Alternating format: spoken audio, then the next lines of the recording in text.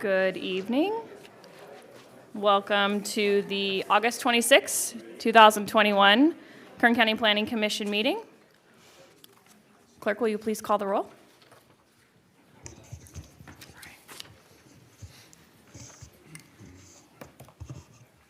Ashley? Here. Mr. Hall? Here. Commissioner Judge? Here. Commissioner McGinty? Here. Mr. Murphy? Here. Chairperson Skidmore? Here. Ms. Slate? Here. Commissioner Sprague? Present. Your mic is off. Oh. Thank you. We are on to item B, Commissioner member announcements or reports. If any commission member has an announcement or report, please do so. Seeing none, we'll move on to item C, approval of the minutes from August 12th, 2021. Madam Chair, if there are no commissioner comments, I would move to approve. Second. We have a motion and a second. All ayes. Aye. Aye. Any abstentions or denials? Nope. Seeing none. We'll move on to item D, cases withdrawn or request for continuance. We have item number 1, CUP number 18, map number 19192, U.S. Borax Inc. by Rio Tinto Minerals. Mr. Murphy, will we be passing that over to you? I will. Thank you, Madam Chair, members of the Commission. Yes, we have one item this evening that staff is recommending a continuance on. As you mentioned, that is CUP 18, map 192. Our applicant is U.S. Borax Inc. by Rio Tinto Minerals. The staff recommendation is to continue that project until your September 23rd, 2021 hearing, and that completes the items that are being requested for a continuance tonight.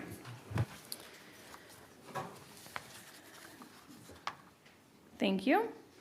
I need a motion and or any comments for items for continuance. I'll make a motion to continue. Second. We have a motion and a second. Do we do roll call on that, or voice vote? Perfect. All ayes? Aye. Aye. Any abstentions? Great, all ayes. Thank you. We're on to item E, consent agenda. We have 3 cases on our consent agenda. Cases number 3, number 4, and number 5. Mr. Murphy, I will pass this over to you. Thank you again, Madam Chair. So these are items which are scheduled before your commission, which are being recommended for approval by the staff. The applicant has been informed of any special conditions and has no objection. The hearing on these items may be expedited if no member of your commission or audience wishes to comment or ask any questions on the case. As you mentioned, we have 3 cases that are on consent this evening. Our first case is case number 3. This is CUP number 45, map 143. Our applicant is Mary Aguirre. This project is located at 3112 DeGiorgio Road in the Bakersfield area. This specific request is a modification to conditional use permit number 45, map number 143, to amend the conditions of approval to allow for a permanent entitlement of a kennel that would be limited to a maximum of 15 dogs in an A zone district. The staff recommendation is to approve the conditional use permit as requested, authorizing a maximum of 15 dogs associated with the kennel operations for permanent entitlement in accordance with the recommended conditions, and adopt the suggested findings as set forth in the draft resolution. Our next case on the consent calendar is case number 4. This is CUP 1, map 28, CUP 13, map 28, and CUP 9, map 28. Our applicant for this project is Lost Hills Environmental, LLC. The project site is located on 2 adjacent sites that are divided by Holloway Road at the GP Road Junction, approximately 4.3 miles northwest of the unincorporated community of Lost Hills. The actions before your commission tonight are first a modification number 1 to conditional use permit number 1, map 28. This would modify the existing boundary of the Holloway Gypsum Mining Facility on 6 acres in the A zone district. The second item is conditional use permit number 13, map number 28. This would allow for the construction and operation of a 3 megawatt bioenergy facility on 6 acres in an A zone district. And then the last action is modification number 2 to conditional use permit number 9, map number 28, of the existing class 3 non-hazardous industrial waste landfill. This would allow for additional waste streams to be disposed of within the landfill, extend the facility hours of operation to 24 hours a day, 365 days per year, and allow for the construction and operation of a 640,000 ton per year extended aerated static pile composting operation on 136.2 acres on property that is zoned A. The staff recommendation is to certify the environmental impact report, adopt the Section 15091 findings of fact and Section 15093 statement of overriding considerations, adopt a mitigation measure monitoring program, approve modification to the existing conditional use permit subject to the conditions, and then approve the issuance of the new conditional use permits subject to the conditions as set forth in the attached draft resolution. And then the last item on consent is case number 5. This is zone change case number 6, map 42. Our applicant is Mark and Tina Barker. This project is located at 5037 Shawnee Drive in the Weldon area. This request is a change in zone classification of E 2.5 MH to A1 or a more restrictive district on approximately 7.35 square foot parcel. The staff recommendation is to advise your commission to recommend the Board of Supervisors to approve the zone change as requested and adopt resolution and recommended findings and enact ordinance approving the zone change as requested. That completes the reading of the consent calendar tonight. Thank you, Mr. Murphy. Are there any members of the public who would like to remove an item off of the consent agenda? If so, please walk up to the microphone and let us know which item. Seeing none, are there any members who would like to remove an item off the consent agenda? Commissioners? Seeing none, I'll entertain a motion. Madam Chair, I'll make a motion to approve the consent items read in direct number 3, 4, and 5. We have a motion Second. and a second. We will do a screen vote. That's what I'll call it.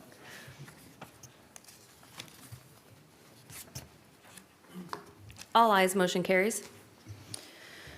Thank you. Are there any right to appeals for these, Mr. Murphy? Madam Chair, yes. Item number 3 and 4, your decision was final and is subject to an appeal. So for projects where the Planning Commission action is final, those actions are subject to appeal to the Board of Supervisors by any interested person, and no development proposed by any application may be authorized until after the final date of appeal. That appeal may be filed with the Kern County Planning and Natural Resources Department, located at 2700 M Street, Suite 100 in Bakersfield, with a filing fee of $540 on forms we have available at the department and on our website. The filing must be made within 14 days of and including the date of this hearing. If no appeal is received, the action of your commission is considered final. Thank you, Mr. Murphy. We're on to item F, public presentations. This portion of the meeting is reserved for persons desiring to address the commission on any matter not on this agenda and over which the commission has jurisdiction. Speakers are limited to 2 minutes. Please state your name and address for the record before making your presentation. Are there any members of the public who would like to speak on an item not on this agenda? Seeing none, we'll move on to our new cases. Case number 2, and I will be sending this over to Mr. Murphy. Thank you, Madam Chair. Actually, tonight, Ms. Katrina Slayton will be making the presentation before your commission. Thank you, Ms. Slayton. Thank you, Mr. Murphy. Good evening, Madam Chair and Commissioners. I have here with me to my right tonight Ms. Renelle Candia. She's the supervising planner for this project before your commission, which is the Aratina Solar Project by 64 NB8ME LLC. For the rest of this presentation, they will be better known as 8-Minute Energy. The project is located in southeastern portion of unincorporated Kern County. The project straddles State Route 58 near the communities of Boron and Desert Lake, north of the Edwards Air Force Base boundary and west of the San Bernardino County line. The original Aratina project, as proposed in 2020, included the development of approximately 600 megawatts of renewable energy on 5 separate solar sites, encompassing more than 2,600 acres of land. During the circulation of the notice of preparation in August of 2020, several community members spoke out against the design of the Aratina Solar Project, as development would be directly adjacent to the communities of Boron and Desert Lake, as seen on the figure on the overhead. So based on these concerns, the applicant they revised the proposal by removing more than 300 acres of the project area proposed for development near those communities, by setting development of the solar facilities back approximately 1/2 mile. Revised conditional use permit applications were received, and a new notice of preparation was circulated in February of this year with the revised design. The revised project for your consideration by your commission tonight includes the development of 5 separate photovoltaic solar generating sites on 2,317 acres of privately owned land that would generate a combined total of approximately 530 megawatts of renewable electrical energy and up to 600 megawatt hours of energy storage. Note that these energy numbers are approximate and were the energy production and storage numbers analyzed in the environmental document for land use permitting requirements. At this time, the applicant has committed to the construction of 400 megawatts of solar energy and 250 megawatt hours of energy storage, and the findings in the 15093 Statement of Overriding Considerations have been revised to reflect information based on this current commitment. I would also like to point out that the overall project site totals approximately 2,554 acres. However, split zoning or having two or more different zone districts within one parcel is not supported by the county, and therefore the proposed project proposes the rezoning of entire parcels within the project site for which solar development may be proposed on only a portion of the parcel being considered for a zone change. The development footprint, or the area where solar panels and supporting infrastructure are proposed, would be restricted to the lesser 2,317 acreage as compared to the overall project site due to the design of setbacks from the communities of Desert Lake and Boron. The nearest sensitive receptors to the project development are single-family residences located approximately 520 feet north of the Site 3 CUP boundary, as seen here on the overhead, across 20 Mule Team Road in the community of Desert Lake. In Boron, the nearest sensitive receptors are single-family residences located approximately 1/3 mile south of the Site 2 CUP boundary across South Wesley Street. The closest school to the site is the West Boron Elementary School, located approximately 1/3 mile north of Site 3, and Boron Recreational Park is located approximately 1/2 mile northeast of Site 2. The actions before your commission tonight include 5 zone changes from the A1 Limited Agricultural and R1 Low Density Residential Zone Districts to the A Exclusive Agricultural District, 6 conditional use permits to allow for the construction and operation of 5 separate solar photovoltaic electrical generating facilities, and 6 general plan amendments to the circulation element of the Kern County General Plan to eliminate section and midsection line road reservations that would no longer be necessary with implementation of the proposed project. Kern County Public Works Department has reviewed and supports the requested circulation element amendments. A complete listing of the requested actions has been provided to your commission on pages 5 through 7 of your staff report. If approved, this project would include authorization to construct a commercial solar power generating facility and associated infrastructure across the 5 sites of varying size and production capacity for a total of approximately 530 megawatts. Each site may include a battery energy storage system and an operation and maintenance building. The on-site construction workforce for the project is expected to average 570 workers with a peak of 1,000 individuals during the 12 to 18-month construction period. Once constructed, it is anticipated the proposed project will require up to 25 full-time equivalent personnel.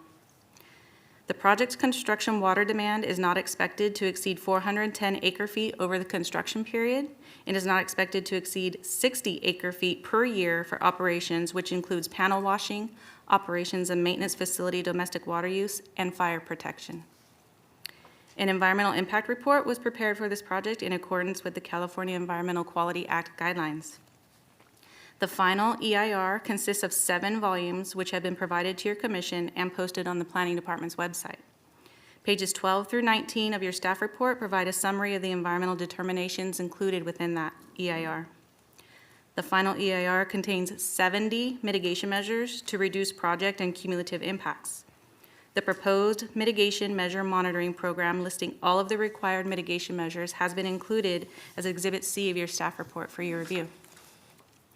While most of the project impacts can be reduced to less than significant levels with implementation of the required mitigation measures, staff has determined that implementation of the project would result in the following significant and unavoidable impacts.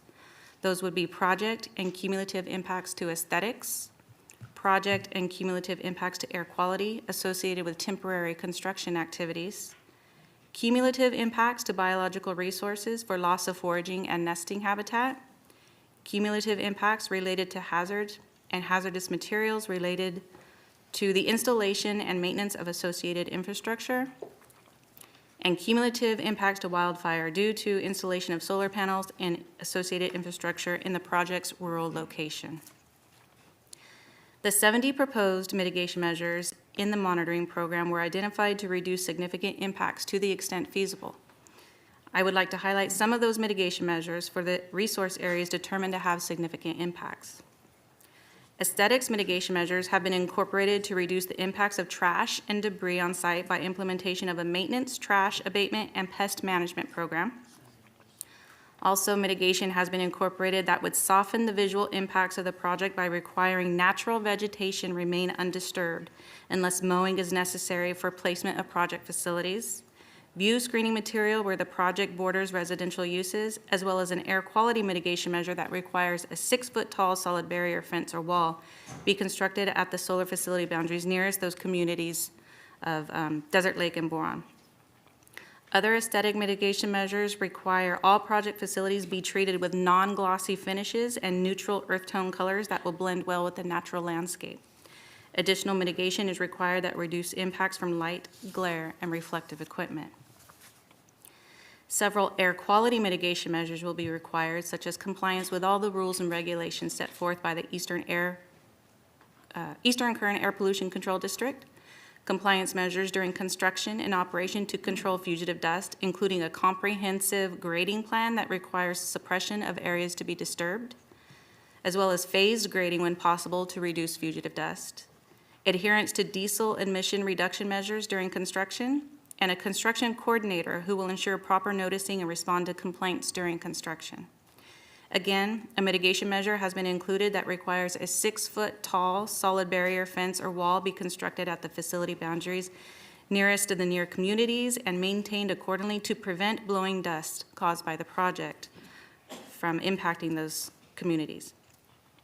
Mitigation to minimize exposure to valley fever containing dust is also included. Some biological mitigation measures include monitoring by a qualified biologist and implementation of an environmental awareness training and education program for workers at the project site, the limitation of disturbance area to the extent feasible, pre-construction surveys for both wildlife and plants, implementation of general avoidance and protection measures, measures to be taken if special status species are observed, and specific plans for species known to occupy the project area, including Joshua tree, burrowing owl, other raptors, migratory birds, Mojave ground squirrel, American badgers, desert tortoise, and desert kit fox.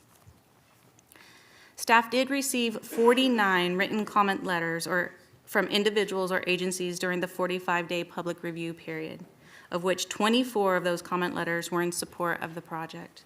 An additional 5 comment letters were received after the conclusion of the public review period, and as required by CEQA, responses to these comments were prepared by staff and distributed at least 10 days prior to consideration of the project by your commission tonight. Summary of those comments and responses are included on pages 22 through 24 of your staff report. The major concerns brought up by those commenters were in regard to the project's location and potential impacts on aesthetics, health risks, and biological resources. In summary, many community members expressed opposition to the project because it is thought the project will prevent future growth of the surrounding communities and decrease property values in the vicinity of the project. Staff notes that development of renewable energy projects will have no impact on the ability of adjacent property to develop in accordance with existing designated land use, and there is no evidence that development of renewable energy projects would impact land values of those adjacent properties. Furthermore, the project is not anticipated to physically divide or restrict access to the surrounding communities. Impacts to aesthetics have been fully discussed in the EIR and conclude that despite implementation of the mitigation measures previously described, the project would result in significant impacts to visual character because of the conversion of the thousands of acres in a presently rural desert area to solar energy that cannot be mitigated to a degree that impacts are no longer significant. While it is true that the construction of the proposed project has the potential to generate fugitive dust and suspend valley fever spores or other harmful pollutants, I again note that mitigation measures have been incorporated into this project that will reduce fugitive dust emissions and other criteria air pollutants, and therefore reduce the impacts of valley fever and other health effects associated with this project.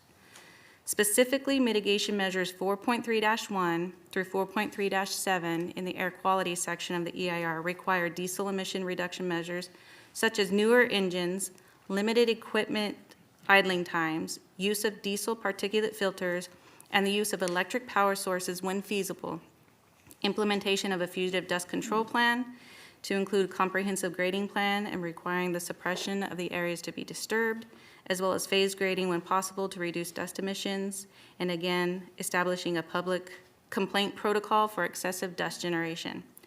And again, I'd like to note that there is mitigation requiring the 6-foot solid barrier at the solar facility boundaries nearest the communities that would prevent the accumulation of blowing dust downwind from the project. The Eastern Kern Air Pollution Control District regulates dust in the project area, and if permitted by that agency, will condition that dust not leave the boundary of the project site. Specific measures to minimize exposure to potential valley fever containing dust also include spraying graded areas with water to suppress dust, phasing earth-moving activities when possible, and cleaning equipment of dust before moved off-site to minimize the amount of dust leaving the site.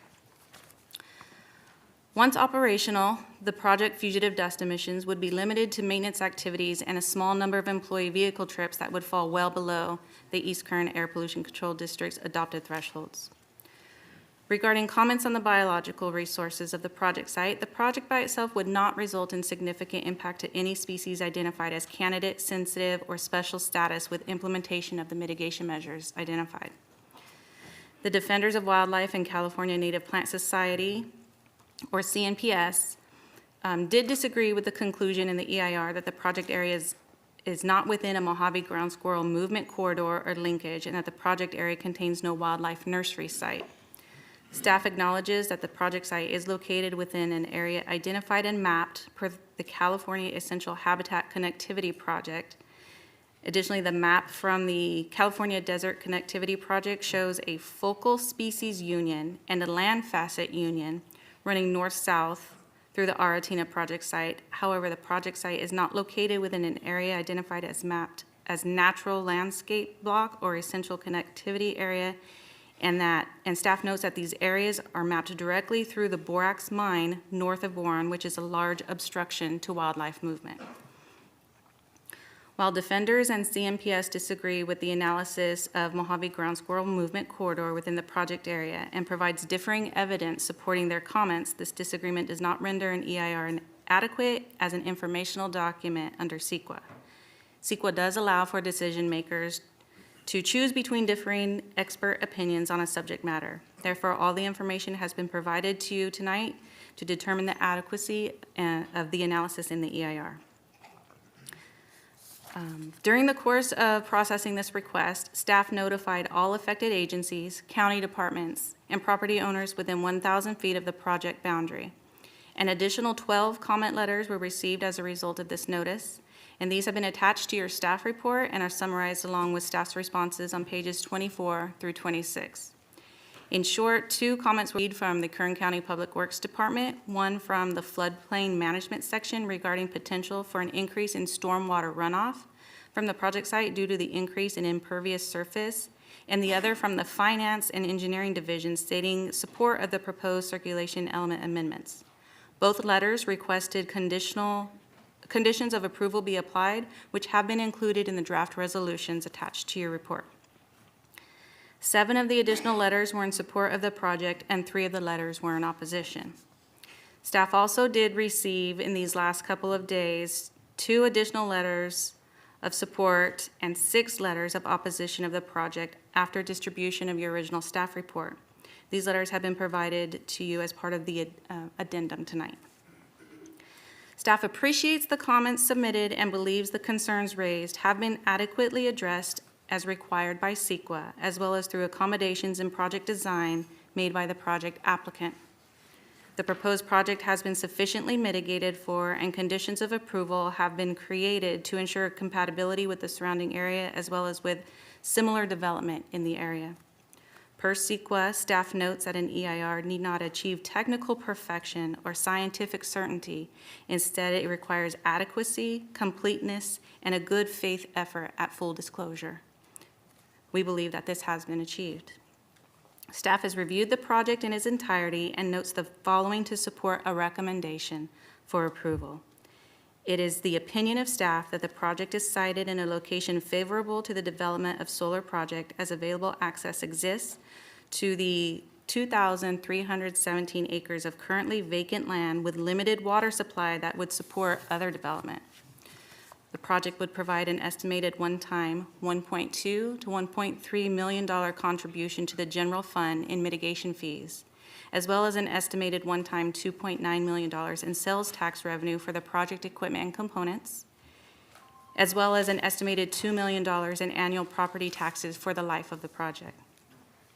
The project would establish solar power generating facilities that are sufficient size and configuration to produce approximately 530 megawatts of electricity with the capacity to store up to 600 megawatts of electricity and help the increasing demand of the state of California for clean, renewable electrical power. The project would enhance electrical distribution infrastructure to provide greater support to existing and future customer loads to the entire Southern California Edison, and can provide power to all customers, including over 81,000 customers in Kern County. The project would generate up to 1,000 jobs at the peak of construction and up to 25 full-time jobs during operation. The project will allow for the use of existing infrastructure due to its close proximity to commercial transmission facilities. It would assist the state in achieving the California Renewable Portfolio Standard that requires investor-owned utilities increase the sale of electricity produced by renewable sources to 60% by the year 2030 and 100% by 2045. And last, the project is consistent with the adopted goals and policies of the Kern County General Plan to develop renewable energy from wind and solar facilities, and staff believes that your commission can make all of the required findings necessary to approve the conditional use permits.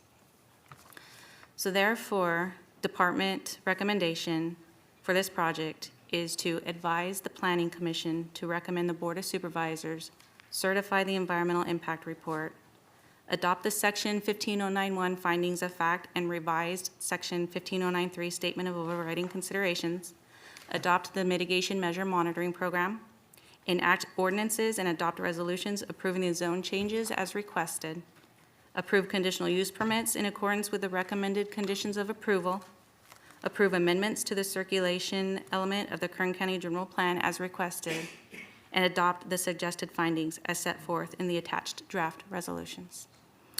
This completes my presentation. The project proponent is in attendance and would like to speak to your commission when you are ready. Thank you, Ms. Slayton. Let's start with the project proponent and applicant. I do ask that the public please quiet your cell phones and try to, mute your comments as every speaker is speaking so we have an opportunity to hear them fully. Thank you. Please proceed and say your name. Yeah, my name is Alex Sundquist. Commissioners, good evening. Welcome the opportunity to speak on behalf of the project tonight. I want to start by thanking planning staff for all their hard work and shepherding this project through the process. So thank you guys. I think I have a presentation ready to go, actually.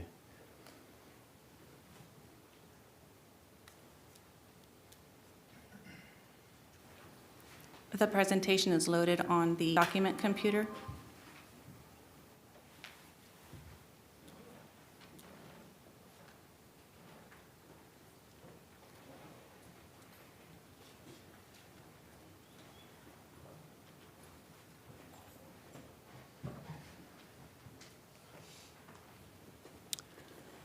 Great, thank you.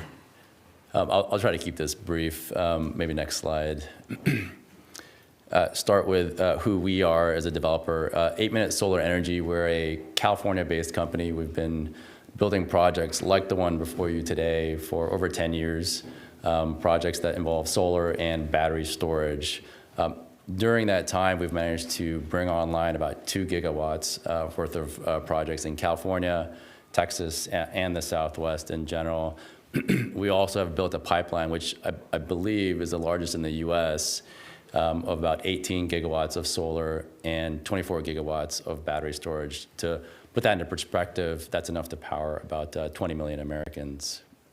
Next slide, please. We've been in Kern County for several years. I believe we first came here in 2013 or thereabouts. And in that time, we've managed to develop about a gigawatt worth of solar projects, again, solar plus storage. What you see on the left, the two projects on the left, Springbok and Redwood clusters, those are built and operational already. Eland on the right there is mobilizing for construction right now. And put together, these have created thousands of jobs already and will create thousands more. And will, over the lifetime of the projects, contribute tens of millions of dollars into the local economy. Next slide, please. Ms. Layden did a fantastic job presenting the project facts and specifics, so I won't belabor this slide. I did want to point out, though, one thing, which is what you see on the right there is sort of a typical solar array. One of the questions we often get is, are you guys using these big mirrors that focus light on towers, et cetera? And the answer to that is absolutely not. What you see there is the same panels that you would see on someone's roof. Definitely not mirrors. And in fact, the reason that they're sort of this darkish blue is that they're designed to capture as much light as possible. And we're in the business of capturing sunlight, and so we don't want any stray light to bounce off, so we want to minimize reflections on our panels. Next slide, please. As noted by Ms. Layton earlier, the difference between the first iteration and the second iteration of this project is really, we listened to the feedback we got from the local communities and went out there and spent quite a lot of time looking at where the project might be from different vantage points in town. What we ended up doing was increasing setbacks quite a bit, about half a mile typically from town. And that created basically a setback equivalent of about 350 acres that we lost on the project size, which we were happy to do to accommodate the local concerns. What we've also agreed to is erect basically, it's almost a 3-mile solid barrier in key locations that would help prevent some wind-blown dust that may come that direction. On the right there, you see a photo. It's kind of difficult to see on this presentation given the size, but if you squint enough way back in the distance, this is a visual representation, a simulation, if you will, of what the project might look like. This is actually a view looking south from Boron.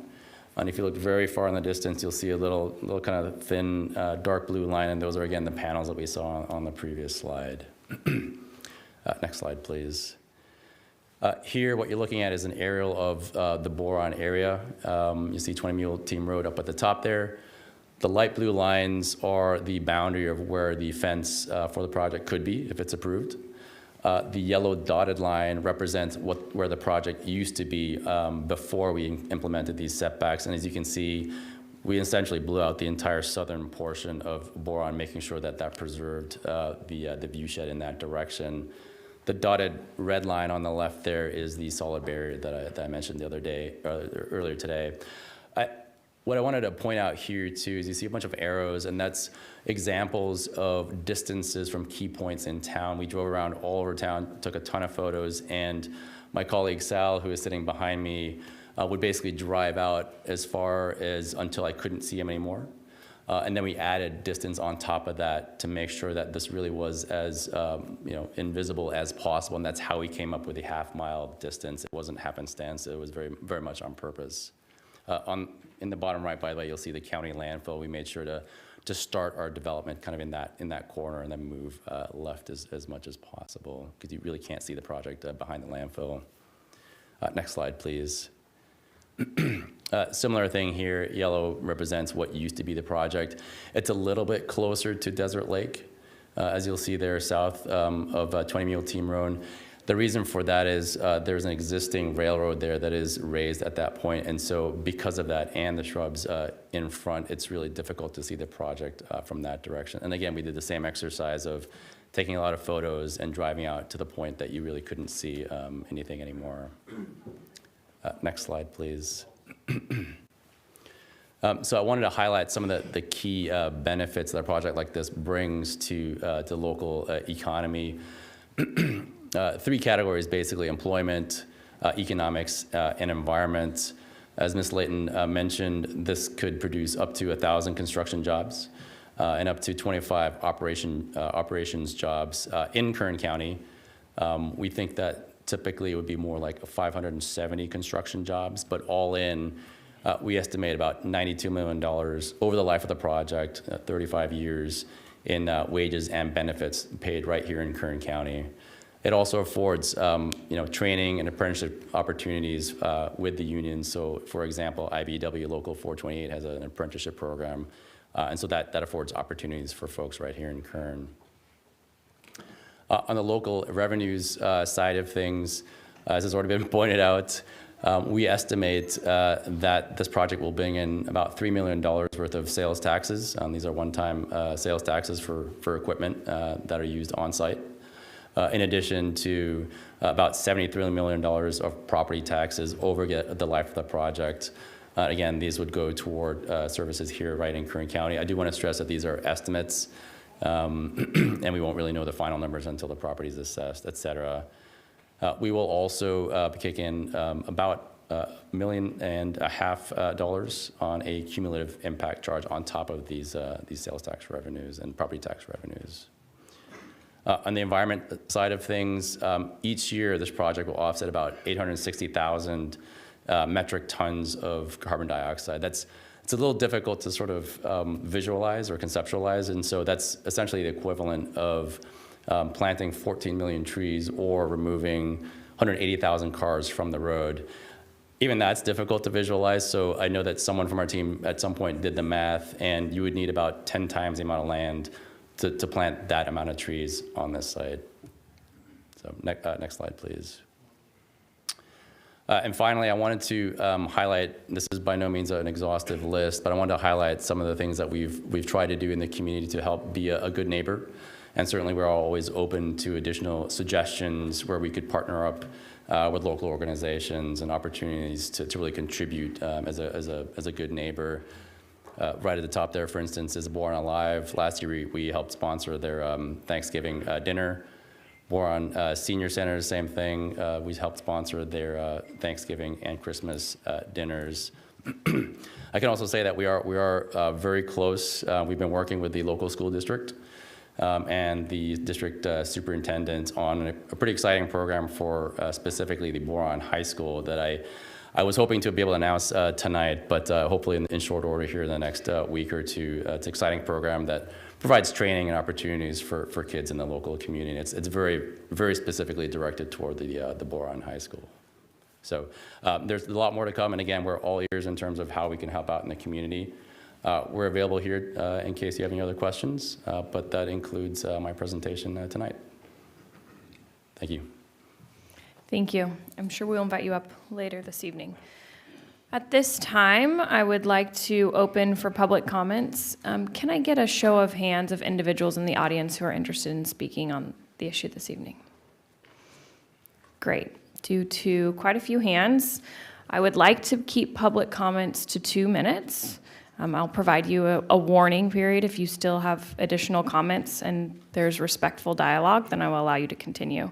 And please, for all members of the audience, as each individual is speaking, please allow them their time so that way we can hear them and we can be a part of the process. Can I go ahead and have individuals that are maybe interested in opposing the project or have questions, comments, or concerns related to the opposition of the project begin, so that way we can start in that order. Yes, and when you go ahead and come up to the mic, you're welcome to just come, first serve. Please state your name and spell your last name for us. Madam Chair, to speed things up, can you fill the front seats? That would be great. Yes, if you're interested in speaking, go ahead and fill the front seats. My name's William Tierney. I'm a resident there. Excuse me, I'm not used to public speaking, so I'm going to be a little nervous here. You're fine. Will you spell your last name for us? T-I-E-R-N-E-Y. I would like to propose that the commission put a 1-mile buffer between the residential areas and their proposed project.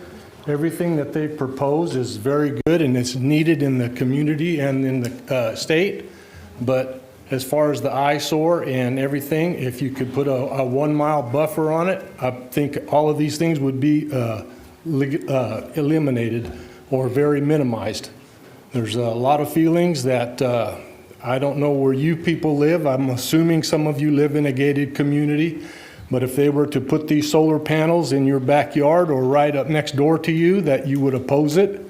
And we have the same feelings. We live in the desert because we like the freedom to be able to move around, which we're going to be limited to with these barriers. These fence lines, et cetera, they're very good, but I don't know of a chain link fence that holds down the dust. That's just one point of many. You have to excuse me. Like I said, a little nervous here and have. Okay, I'm going to yield right now. Maybe somebody else would like to step up and make a few points. I've kind of lost train of my thought right now. You did great. Thank you, sir. Next speaker, please state your name and spell your last name for the record. My name is Brock Job, spelt Job like job, J-O-B. I come tonight as a resident of Boron, born and raised there. Over 40 years I've lived there in this community. I also come tonight representing J4 Properties Group, LLC, that is a real estate business in the community of Boron. I have dedicated my life to this community. My business that we created in this community was to help this community. We have taken burnt down buildings, we have taken abandoned buildings, and we have made them beautiful places for our residents to live. We have worked our tails off in this community to make it nice, not to sell our soul to the devil for a couple $1 million. If it was in your yard, you would think twice. I ask you to consider it very seriously that it is in your yard and that you wouldn't sell your yard down the river for a couple $1 million. This is a huge impact to my community. There is thousands and thousands of miles of unused desert out there that they could use. They don't have to have it right next to, my property is 540 feet from their proposal. My 7 rental houses are within less than 1,000 feet. I also own a commercial piece that is very close. All of these things impact my business. They impact my life. I have a daughter who has a breathing issue. This is going to impact her negatively. This is unacceptable. I urge you to take serious concern with this, as I have, and I have rejected it. I have sent letter after letter of rejection to the staff. And I apologize for being loud, but I am very passionate, as you can tell, because this is my life. This is what I do. I live there because I choose to. I don't work there. I work 60 miles from there, but I live there because I choose to live there because I love that place. And they are trying to change the footprint forever. We now have an unused solar plant 6 miles from Boron that is sitting there rotting because FPL walked straight away from it and did nothing. What do you think is going to happen in 25 years when they walk away from it? Sir, please wrap up your comments. Thank you. Thank you so much. Next speaker, please state your name and spell your last name for us. Yeah, hi, my name is Kelly Carden, spelled like garden but with a C. I'm a Rosemont resident. I do not live in Boron, but I am a announced and endorsed candidate for the Kern County Board of Supervisors representing District 2, which does encompass Boron, California. Over the last several weeks, I've received hundreds of comments, emails, text messages, and Facebook messages from people all over Boron that are complaining about this project. One woman said she was going to open her front door and boom, solar panels. Another person raised the concern to me of again, air quality, and what about older people with respiratory issues, right? Boron is an Asian community. This is ridiculous that you would put it this close. I do appreciate the gentleman saying he pushed everything back to about half a mile. My 10-year-old ran half a mile in about 3 minutes. That's not that far. We are currently in a drought. and we were going to use 133 million gallons of water is what he proposed, which I promise you we will go over by at least 2 or 3 times for dust abatement. And then the gentleman said that he's going to install something that's going to keep the dust from blowing. He's obviously never lived in the desert. The dust blows here. It is unfair. And then he mentioned $3 million. We do not have a sales tax in Kern County, which means we will receive less than 1/6 of that amount. I appreciate the concern. I appreciate the fact that he says he wants to do things to help. This project doesn't help. There's better projects out there. We should be covering our irrigation canals and solar panels. It would reduce all of those things as well as save water. You know, we kind of need that. Our state senator, Shannon Grove, has asked this committee as well as the Kern County Board of Supervisors to no longer approve these projects because the state of 10-second California warning. has weaponized against our oil economy here, correct? Please listen to the people that live in the city that are going to be most affected by this. Please listen to our state senator who is adamantly opposed to all of these projects. Please listen to reason. We should not be building these things during the middle of a drought. We have a valley fever outbreak in this county. It's been going on for as long as I've been alive. For 36 years, we have been told to stay away from the dust. And you are now talking about approving a project that is literally going to throw the dust into us. What do you think is going to happen? We are going to see negative health results come back from this. We are going to see people from Boron moving away. Their property values are going to plummet. It will become a ghost town, I promise you. Thank you. Please, thank you. Please hold your applause until the end of this evening. Thank you so much. State your name and spell your last name for the record. My name's Debbie Irving, I-R-V-I-N-G. I'm the lady that will be looking straight at this solar field. I don't care about the nice tan fence. I have one myself. I was a respiratory therapist at Antelope Valley Hospital for 15 years. In those 15 years, I watched many people die from valley fever in this area. Local people, people that lived in California City. The wind blows. There's no way to control the wind. There's no way to control the dust. You guys are living in a fairy tale land if you think you can control the wind and the dust. I don't care how much water you put on it. I have a solid fence. Guess what the wind's done to it? Torn it apart. I had a chain link fence thinking that if I put up a solid fence, that I would have less dust. Guess what? Dust doesn't care about fences. The money's going to go into the general fund for Kern County. How does that help Boron? You're going to give us a meal once a year? Woo! Once a year. One time, probably.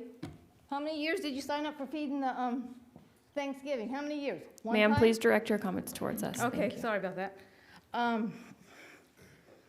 You say that this will make enough electricity for 180,000 homes? How many of those homes are in Boron? How many of those homes are in Desert Lake? 0. Where's this energy going? It's not going to help Boron. It's not going to help Desert Lake. It's not going to help North Edwards. It's not going to help Aerial Acres. Where's it going? I live literally the closest, I think I'm the closest house to this project, 5-second warning. okay? And I am totally opposed to this for the health risks, for the environment, and whatever else is going to embed, because you can't make us any promises. When you can control the wind and the dust, you're going to make some money. Thank you. Next speaker.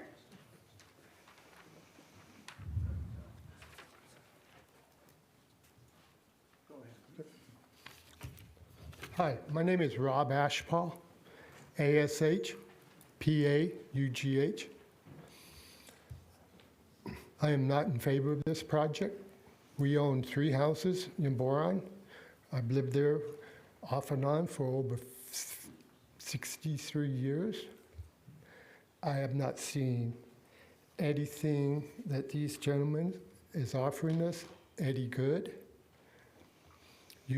Once again, you want to control the wind and the dust. You want to put a 6-foot fence up. I'm 5'11". The wind does not care. I have chain link fences. I put up, maybe every 4 years, I have to go and readjust them from the wind blowing them. It's like a big kite. It's a joke. Remember how many times you guys have accidents out here on Highway 5 because of the wind? Times it more on Highway 58. That's a major artery too. And you're planning on controlling the dust for that area? This gentleman said they donated to the Boron Senior. I'm part of that group. I'm a part of the Boron Alive. I usually help on the Thanksgiving cooking. They donated $150, I think it was. I might be wrong. If it's no more than $200, that's high. That is not even pocket change out of these gentlemen's pocket. You consider what they're going to make per year off of this. And you take one of them battery packs, them banks, and if it explodes anywhere near 5-second warning. anywhere near a facility of living, you have a hazardous waste disaster. Them acids and everything else that you're going to have to be calling in on, and how many deaths you might have. Sure, it hasn't happened yet, but I guarantee you, you cannot control it. It's going to happen. Thank you. Thank you. Consider that, gentlemen. Please do try to keep your comments to 2 minutes. It all sounds like the used car salesman said. First and Trust last name, me. sir. First and last name for Name the is record. Roger Sowersby, Sowersby, 11935 Patricia, corner of Jesse. The northwest corner of the housing area. We're talking primarily right now south of the railroad tracks. Site 1, 2, 3, and the other half of 3, which is 3 is divided by the railroad spur. Okay, south of the railroad tracks, there's one main access road. That's Boron Avenue. It's got a signal lights and an arm that comes down. There's one more access south of Desert Lake. It's a access for the railroad company to fill their railroad cars. So primarily the access is Boron Avenue. It's like real estate. We got 3 tenants, location, location, location. The first thing on location is access. Boron Avenue is the only practical access to that south of the railroad tracks. Boron Avenue splits some of the housing, so we got housing on both sides of Boron Avenue. What's that impact going to have? The traffic impact on the residents. Also, school bus route goes around the neighborhood, 7 o'clock in the morning, picks up kids. Also, the recreational park is down the road a little bit, 4 blocks, 3.5 blocks, all on Boron Avenue. There's about 30 trains a day that go by. 5-second warning, sir. Pardon? Warning that your time is almost ended. Okay. Also, there's an environmental impact. Air quality. We have breezes that come from the southwest, anywhere from 10 to 40 miles an hour every day, every afternoon, evening time. That's going to give us dust storms, air quality impact. I've had asthma for a number of years. That's going to impact me. Please wrap up your comments, sir. One more thing, the visual impact. That's the third location. I would suggest try to use the Kramer facility out there at Kramer Junction. So I'm not in favor of this plan. Thank you, sir. Next speaker.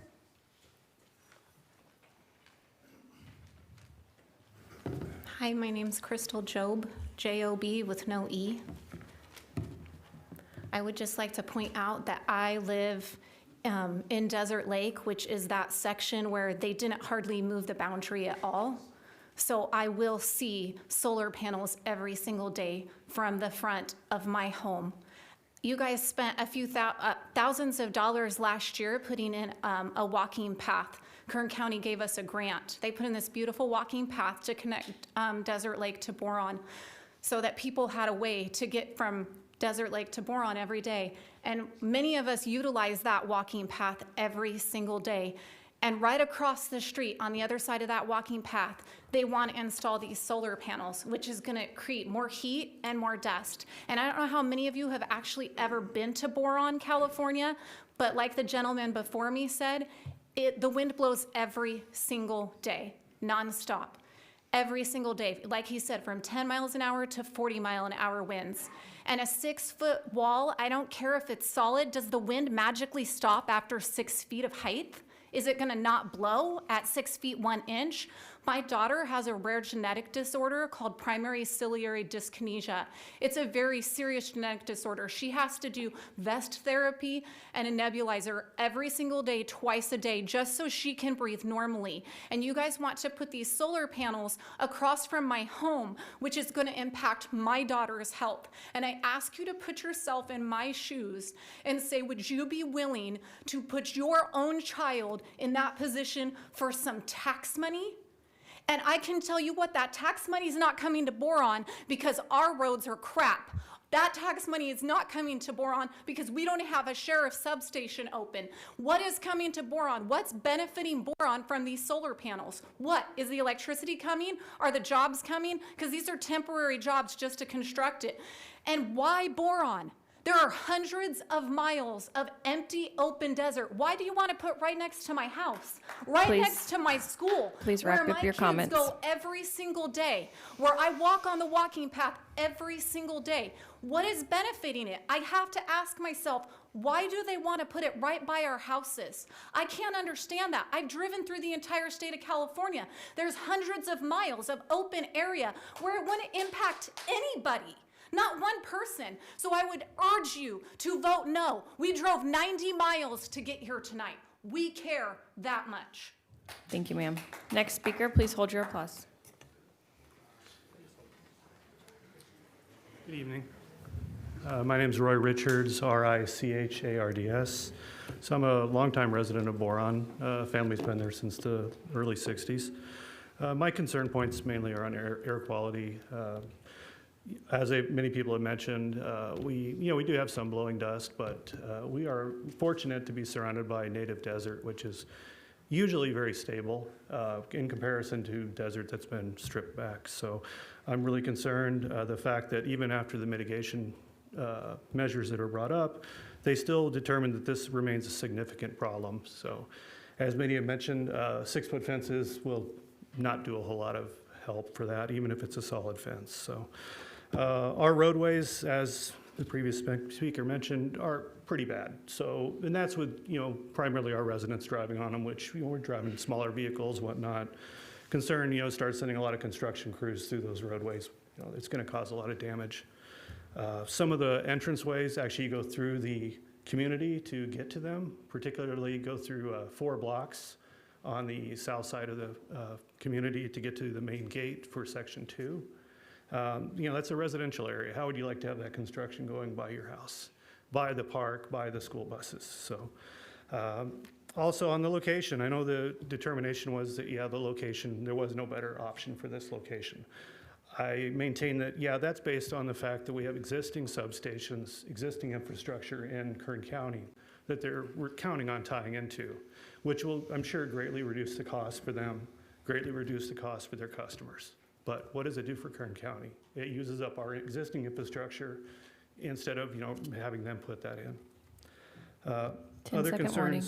Okay, thank you. The other concerns are the battery storage. These large battery storage areas can catch fire. There was an incident in Surprise, Arizona in July 2020 where one of these storage units caught fire.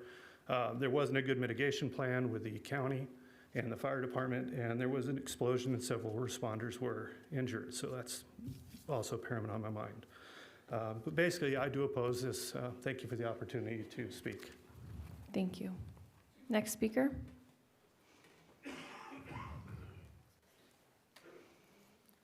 Good evening, my name's Tina Hansen, Hanson. I live directly across the street from where this property is going to be located. My house is probably a quarter of a mile by their calculations from where they plan on putting this property. Before they made their changes, it was actually just across literally a street. I am very concerned about the health risk of having this built there, having it there. My parents, who are in their 80s, live right next door to me, right across the street from this property. My mother has serious breathing issues, and the blowing dust and the sand are going to be a concern. I am concerned about our property value to our homes, what this is going to do to them. Who wants to, if I decide in a few years that I would like to sell my home, who wants to buy a home to look at solar panels? Currently, if I wanted to sell my home, you can see the Tehachapi Mountains and desert. It's a gorgeous view. Your fence that you are gonna keep the sand from blowing, I have a solid 6-foot brick fence around my home. It doesn't stop the dirt from blowing. It doesn't keep the wind from hitting my home.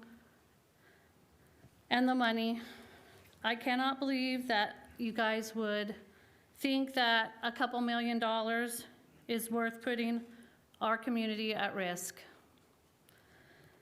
Please wrap up your comments. You're going to put our lives in danger. You're going to put our value of our home, and we apparently don't count. Thank you for your time. Thank you for your comments. Is there another speaker?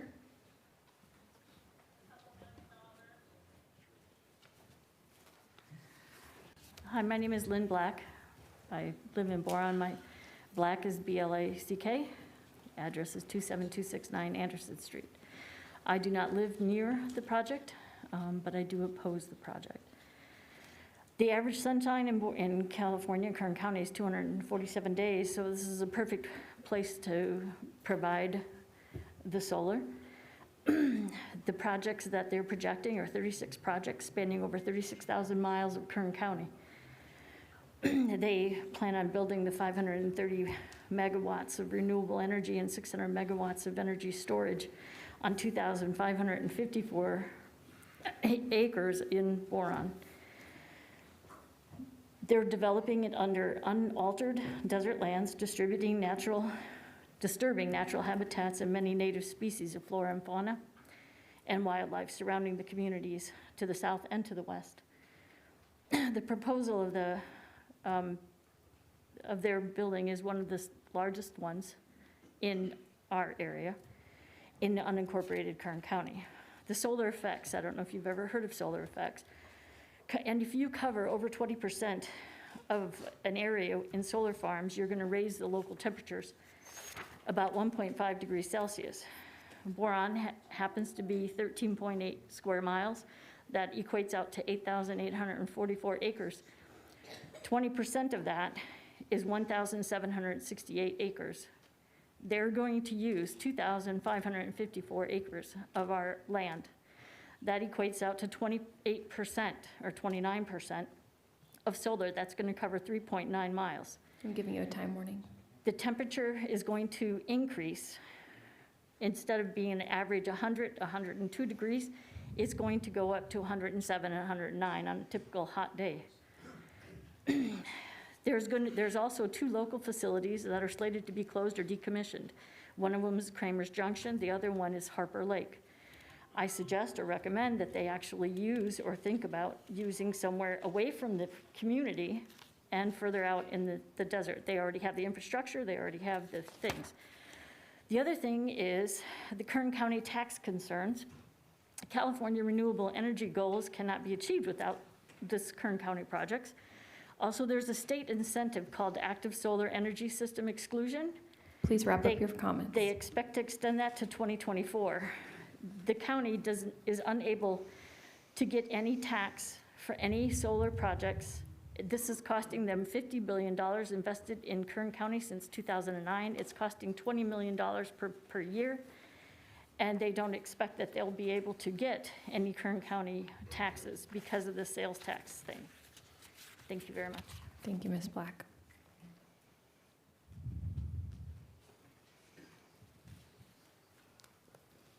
Hi, my name's Tamara Nielsen, Nielsen. Okay, I didn't grow up in Boron. I just moved to Boron, and this hits me right here. I have a degree in public health, industrial hygiene, so I know about the environment, I know about the health issues, and I also am a real estate broker in California. So I understand your issues and the profit that you want to make and renewable energy. But you know what? Nobody has mentioned the hundreds of Joshua trees. These people are grandfathered in, so they can just knock them down. Please direct your comments at You know, us. you guys drive all over the place in California. Where do you see Joshua trees? In our desert. They're protected in every county, but what, not Kern County yet. So we're gonna let these guys mow down how many? Do you guys have any idea how many Joshua trees they're not gonna knock down? Have you just see the piles of Joshua trees they knocked down in Roseman when they put in those solar panels? You know, they're beautiful. You know, how many of you have read, Horton Hears a Who, or Horton hatches an egg to your kids? Those Joshua trees aren't gonna be there anymore for our kids to see. And not only that, when they remove all the native vegetation, what was it, the creosote trees live for 7,000 years? A Joshua tree grows 3 inches at first and a ½ inch a year after that, and can live up to 500 years. And we're gonna destroy that. And when I drive out of my house in Desert Lake, and I see 2,300 and some odd acres of solar panels, I understand it'll cost you a lot. It will cost them quite a bit per square foot to put it out in the middle of the desert where everybody can't see it, but 10-second warning. At this point, I don't care. You guys as a state need to protect our natural resources, and Joshua trees are one of them. And they're real important to other counties. Why not us? We matter in Kern County. Our views matter, and these guys got a little money. They can pay the extra so much a square foot to go to the substation. Put it out in the desert a little bit further. There are some places where there are no trees, and it's not that far. Thank you. Thank you. Next speaker.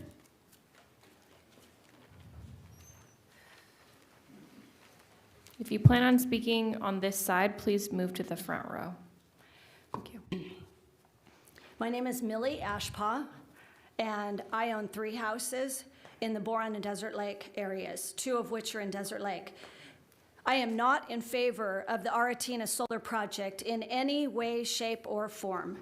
In my opinion, it would be an outright assault on our small desert community that will have a significant and irreversible impact to the area for years to come. There have been no or very little community meetings to inform or receive feedback from people affected and living here. Only a very small amount of people got the information in the mail. Many living in Boron either don't know much about the project, if at all, or are very ill-informed. The project will destroy almost 5,000 Joshua trees that take years to grow.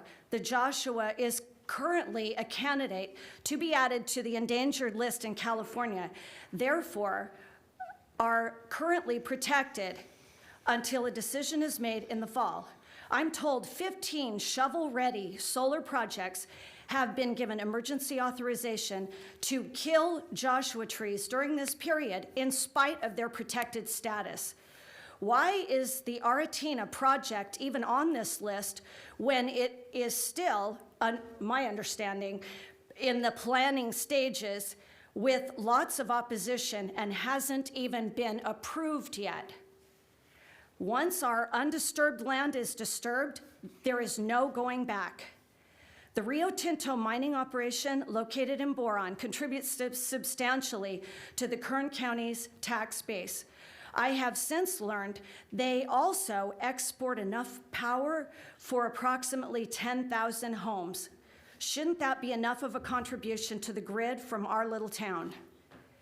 Put the solar panels in the communities they serve, Please wrap up your comments. rather than around us,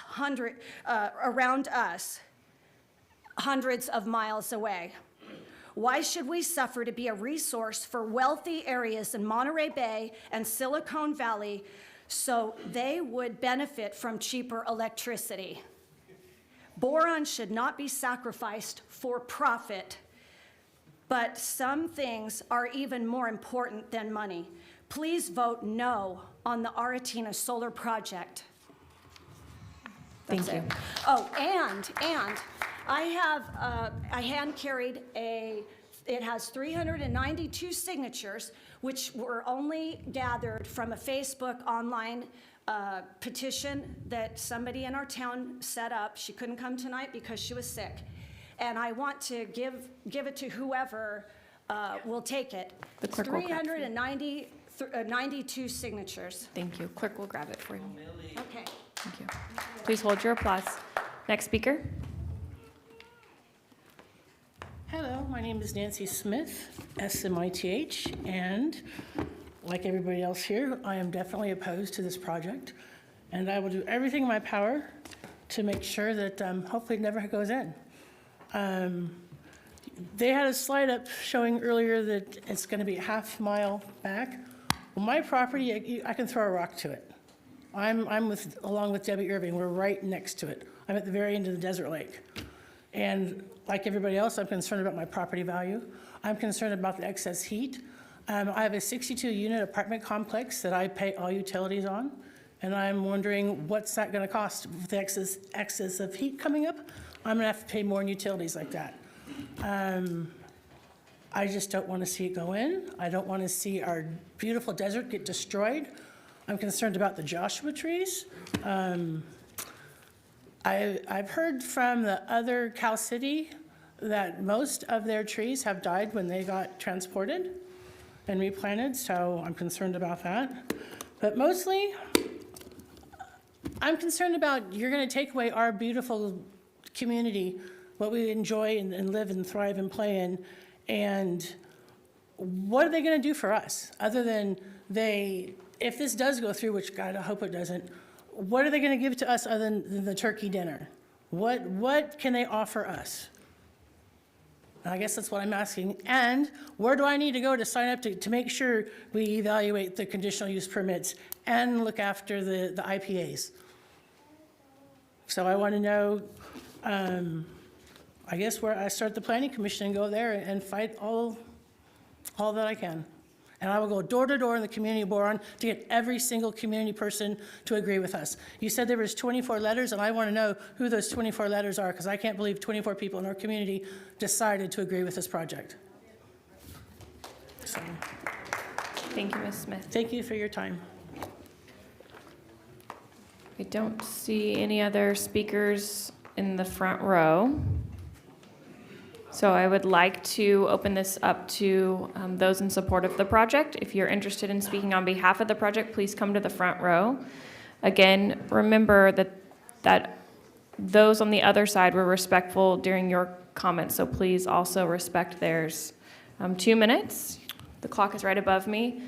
State your name and spell your last name for the record. Good evening, Madam Chair and Commission. My name is Hertz Ramirez, and I'm the business manager for the Laborers International Union of North America, Local 220. I am here on behalf of 2,000 members in support of the Aratina Solar Project. Much like members, I live and work in the Kern County, and I'm a proud member of Local 220. Kern County continues to be a leader in the nation for providing solar energy. These projects have been presented thousands of good paying jobs, and unlike most guys, I don't own 7 homes or commercial property. We make a living putting boots on the ground.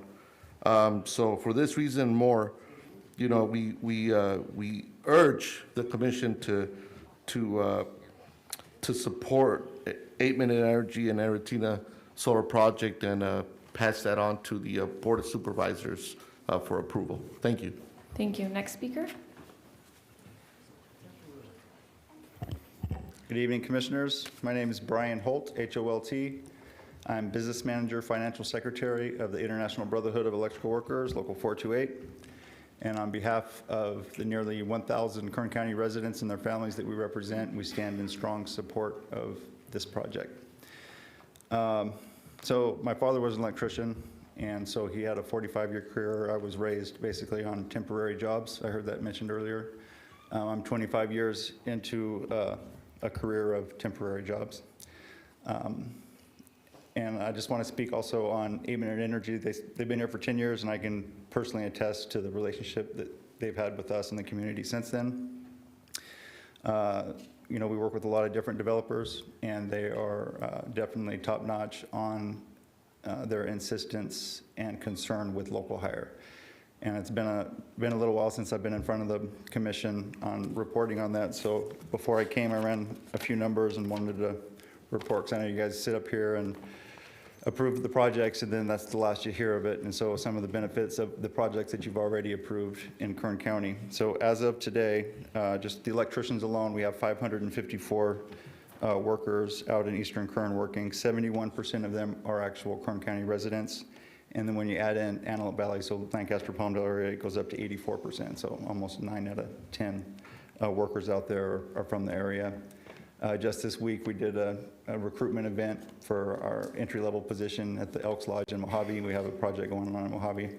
We got 75 applications. We've since called 35 of those folks. We're going to process them on Monday, and they're going to be out on the job the following week. So that's what we do, right? We're from the community. We've been here since 1903, and it's important to us that the residents get the opportunities. And so the same would be true on this project. So we'll be in, if you guys approve it, we'll be in Boron making sure that those folks get a chance. Thank you.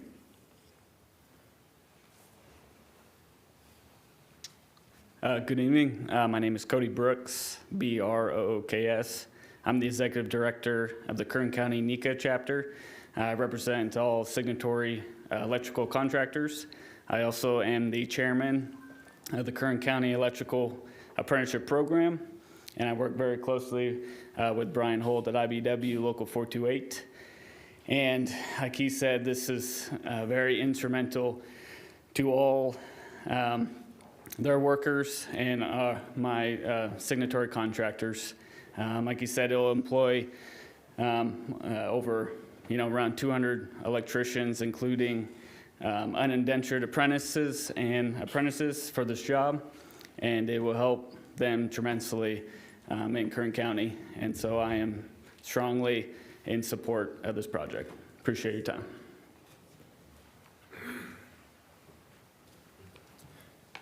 Good evening. My name is Lloyd Winslow. I'm an apprentice electrician with the IBW 428. I wanted to come out and express my support for these solar jobs. If it weren't jobs like this, I wouldn't have the opportunity that I have today to support my family, making a livable wage, and also show my support by shopping locally and supporting local businesses. So I just wanted to come by and say there's hundreds of people like me that are like this, and when you make your decisions, just keep that in your mind. Thank you.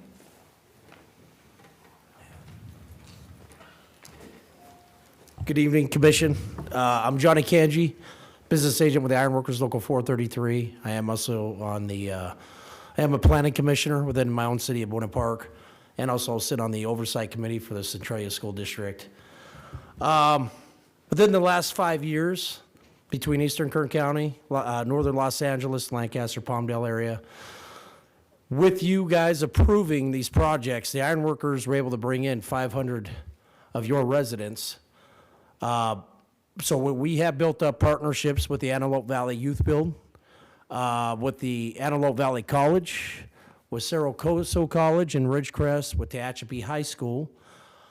We have brought in people that have been formerly incarcerated, got quite a few here, single women, minorities, military from our Helmets to Hard Hat program, guys that have served this time for the country, and got quite a few here too. Of course, that's You know, I respect my military. They're the first ones to get the first shot, but, and we look forward to continue to give career opportunities. One thing I want to stress, I know we say jobs. There's a big difference between a career and a job. Yeah, this is a job. Without these jobs, we cannot give careers. And when I say careers, we're talking about a mortgage-paying salary, and we all know the cost of California, what it costs for rent. I'm talking about health benefits for that certain individual, their spouse, and their young kids, and also retirement.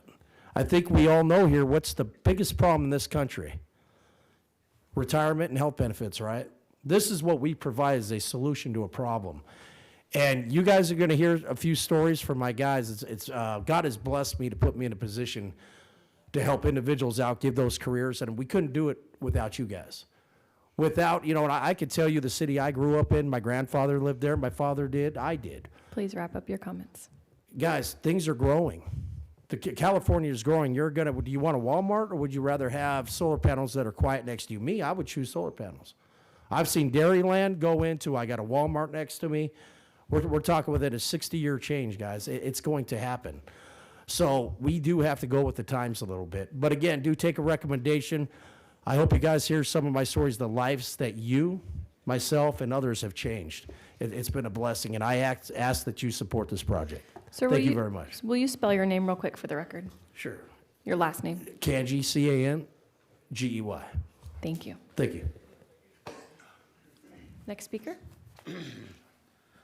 Good evening. I'm Frederick Wisnicki, ironworker, local 433, 42 years. Will you spell your last name for me? V like in Victor, I-S, Z as in zebra, N as in Nancy, E-K-I. And a proud United States veteran and also a father. My business agent, Johnny Kanji, came up here about 6 years ago, and started securing work in this valley and organizing these children. To me, it's all about the kids that are coming out of high school and where are they going to go? Are they going to go to these prisons we have in the desert? Would we rather build prisons than solar? I don't think so. It's an easy choice. And I want to defend him a little bit. I didn't come here to defend anybody, but I'd like to say something on behalf of the developer and the investors. Anybody that's lived in this valley, in this desert, knows the wind will never stop. If you think 500 young men out there working in different projects is kicking up enough dust that you're not going to get the normal dust, you're all wrong. That's not an issue. The cleanliness on these jobs away from their homes, it's something that they're going to be proud of. The main thing is, my father moved out of Pittsburgh in '63 to move to California to find a job and left his kids behind. He got money, he brought us west. We joined the union. That's what we're doing up here in this valley. We're giving these kids an opportunity to go to work and to have careers. And this solar is a win-win for everybody. Tuesday afternoon, we heard a comment about $80 million worth of oil money, probably going to disappear, or people trying to take it away. Solar brought $20 million into these counties up here. So we all know financially where this is. Time warning. Okay? It's the kids coming out. Do we want epidemics like Pittsburgh and Baltimore that these kids are going to become heroin addicts because they have nowhere to go? Or do we want to give them a choice to go to work, guys? We need to keep building up here. There's a lot of open desert. I live in Cal City. Them solars don't bother my eyes at all. I'm proud to say I built them. Okay, thank you very much for hearing what we have to say. Thank you. Next speaker. How you doing? My name is Steve Harrell. Been an iron worker for 25 years. I'm general foreman for D.H. Blattner, which does nothing but solar. I live in the Tehachapi area and lived in the Lancaster area before. Built a lot of solar. This solar has been nothing but great for us. It's been great for kids, apprentices that are getting into this trade. It's an easy way to get them in because we have so many people on the job, 60 to 90 people sometimes, so we're constantly looking for people. We're constantly bringing in new people, and making them iron workers, and then they venture out and do whatever they want to do, you know.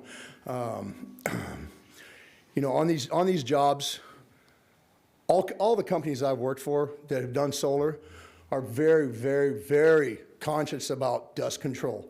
You know, they're firing people for driving too fast. They got freaking 15 water trucks constantly watering down the roads that we're on, you know, and it goes on all day long. So, I mean, yeah, there's going to be some dust, but I mean, a lot of these areas like Boron, Lancaster, Kern County, it blows all the time. You know, I don't know where it doesn't blow, you know, and there's constantly wind out there. And yeah, there might be a little bit more when we're there, but when it's done, it's going to be the same as it was before we started. And doing this solar has put a lot of food on my table. I solely support this solar, and that's pretty much all I got. Thank you. Thank you. Next speaker.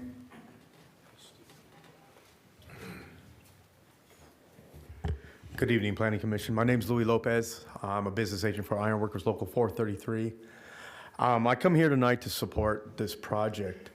I've had the ability throughout several years to see the significant change that these projects actually offer local communities.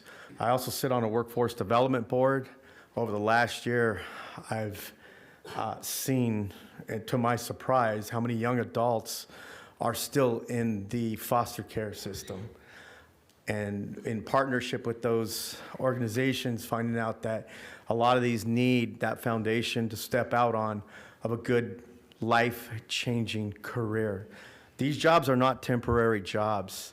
They start off as a pathway for a 4-year apprenticeship and to a long-term career as a journeyman ironworker. I've also partnershiped with probationary departments and gotten the recommendations from those probation officers and stating the need of partnershiping and offering some of these candidates good paying long-term careers that are life-changing. Also, I'm a veteran. I remember coming back and kind of being afraid, to be honest with you. Didn't know where I was going to step out to. Just as Mr. Kanji had stated, we partnership with Helmets to Hard Hats. These veterans have a priority slot. Coming back, we offer them the apprenticeship program, and again, a life-changing, stable career with benefits that are long-term. Again, I'm here in support. I ask that this county commission see that also these projects like this also support the mandate that's put on California for green energy by the year 2045. I plead that you guys all pass this project, please. Thank you.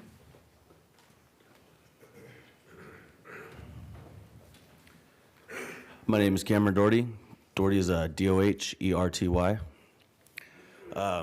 I'm here today just to express that I would very like you guys to pass this project. My wife and I, we met 8 years ago.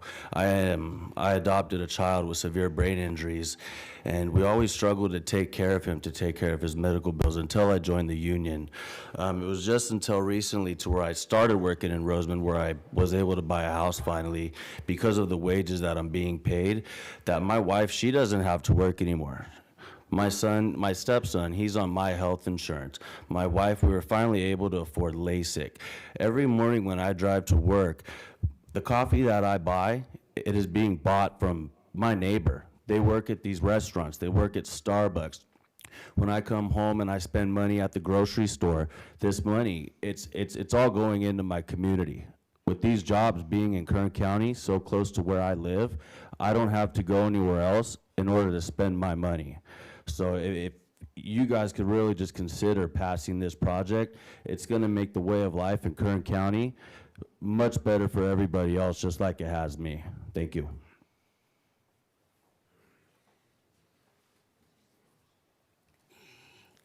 Yes, my name is Carr, and I was born here in Kern County, right here in Kern County Medical Center.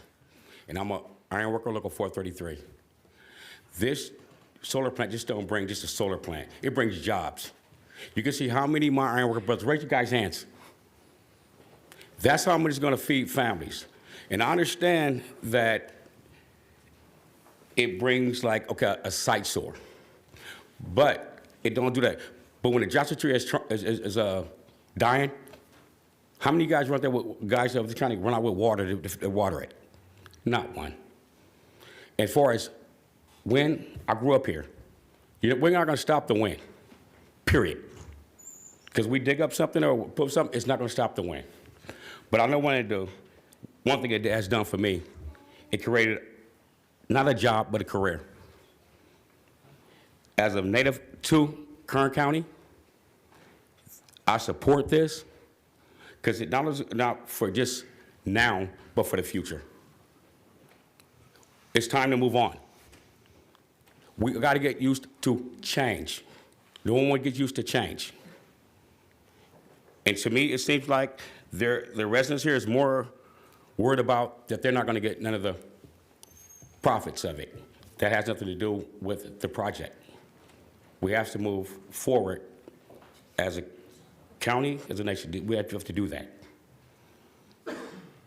I support the project Carr from Kern County, born here in Kern County. I support this project. Sir, will you spell your first and last name for me? Tydrick, Carr, C-A-R-R. Thank you so much. How you guys doing? My name is Bernard Taylor. I've been an iron worker for about 3.5 years now. Went through a lot in my life. Been incarcerated. I've been to mental hospitals, the whole shebang. A lot of lifestyle choices I'm not necessarily proud of, but due to lack of opportunity, I was making decisions that I wouldn't have made if the opportunity was there.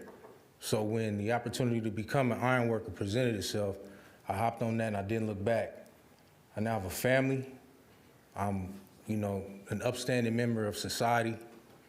I take care of all my responsibilities. I'm learning how to become a man. So that's what this, Please hold union- your applause. Thank you. That's what this union has helped me do. I have the typical story, the cliche story of not having a father. I don't have any big brothers. I don't have any uncles. I don't have any male cousins. I don't have none of that. But what I do have is a bunch of men behind me who have taught me how to become a citizen and an upstanding person. We look past race. There's blacks, there's whites, there's native Indians, there's everyone. Hispanics that have really made changes in their lives that they wouldn't have been able to make if this opportunity was not here. The foundation of America itself is moving people out the way to provide infrastructure and all kind of stuff for other people to make a living. So I know it's a tough pill to swallow, but that's literally the foundation of this nation. So I stand behind this project and every other project that the iron workers are pushing for. Thank you very much. Thank you, Mr. Taylor. Good evening. My name is Michael Kelly. I'm an example of the opportunities that this union has to offer. I just finished doing 18 years in prison. And if it wasn't for Johnny Kanji, I don't know where I would be. This is more than a job. It's an opportunity for me to build a career and start a family. So I'm in support of this project. All right, thank you. Thank you.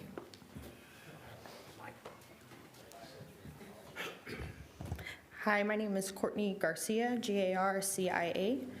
I'm a union iron worker apprentice for the last 3 years. I came in doing solar now. I live in Ridgecrest, so all these solar jobs are close to the house. When I started out, I had a young son, single mom, and this was provided me the ability to provide for him even now. We have insurance, we have a good house, we have reliable cars. Before I came in, I didn't have any of those things, so it helps out. I just wanted to say that I'm for this solar project being close to home so I can go home every night to my son, help him with his homework at the end of the day, tuck him in at night, go back to work the next day, provide for my family like I have and will continue to do, just like my brothers and sisters behind me. So I just want to say I'm in support. Thank you, Ms. Garcia. My name is Mark Brockus, B-R-O-C-K-U-S. I'm a union iron worker, Local 433, in good standing for the last 36 years. I'm very proud of this solar stuff. It's the good stuff to do. We've been doing it for a while now. Johnny Kanji's been going toe-to-toe with you guys for a while and being very successful at it.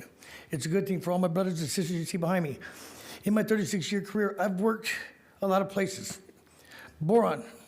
Nobody here tonight has ever mentioned anything about a chemical plant 2 miles long that burns fossil fuel 24/7, pumping all that stuff into the air. People with breathing problems, people with stuff like this, you might want to look that way, not at the clean energy we're trying to provide for you. Thank you very much. Next speaker, please hold your applause.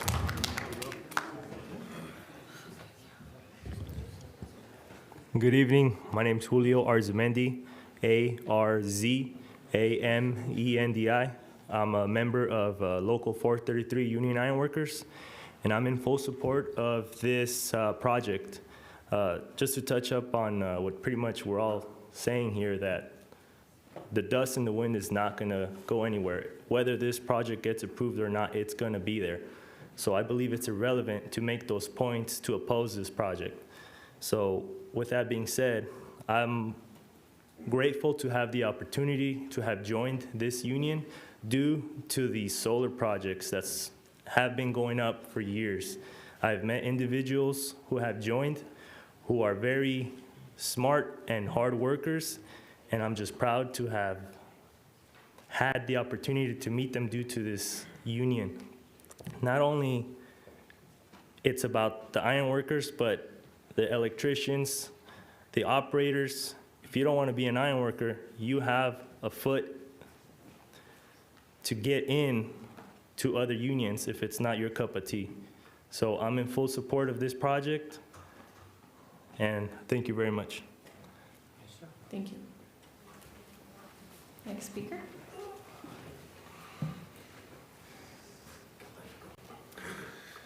Hi, my name is Taylor Creighton, C-R-E-I-G-H-T-O-N. I'm with Local 433. Lived in Tehachapi all my life, pretty much. Was in the wind industry for a good minute. I raised both of these kids. I've done the solar. I've been out in the dirt and dust and wind for the last 20 years, and I'm still here. There's a lot of people behind me that have been in this dust and dirt for a long time too. And we all raise families, and it puts a lot of food on the table. So with the dust and everything else, they mitigate that. They put down wood and stuff on the ground to stop the dust along with watering it. They put down like tree sap too on the roads to try to mitigate that. So I approve this project. Thank you. Next speaker.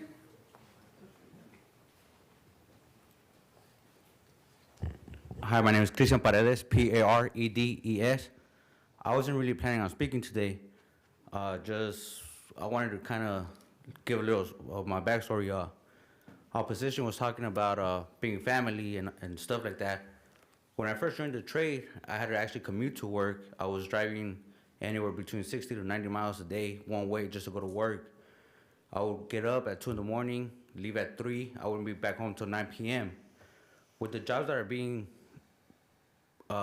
built right here in Antelope Valley, Kern County, it's actually giving me more time to spend with my family, with my kids. I'm able to raise my kids. I'm able to spend more time with them, take them to school, take them to their practices. So I just wanted to say that I'm in full support of the projects being built right here. Thank you. Thank you.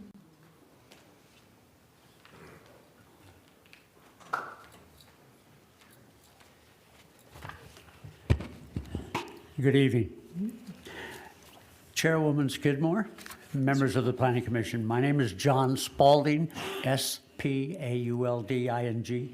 representing the Kern, Inyo, and Mono Counties Building and Construction Trades Council.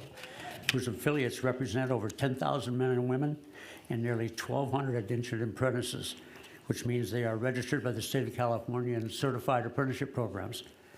I'm asking you to support your staff's recommendation to recommend to the Board of Supervisors to certify the EIR for the Aratina Solar Project by 8-Minute Energy and recommend approval for the construction and operation of 5 solar power generating facilities that would generate a combined total of 530 megawatts of renewable energy and 600 megawatts of energy storage.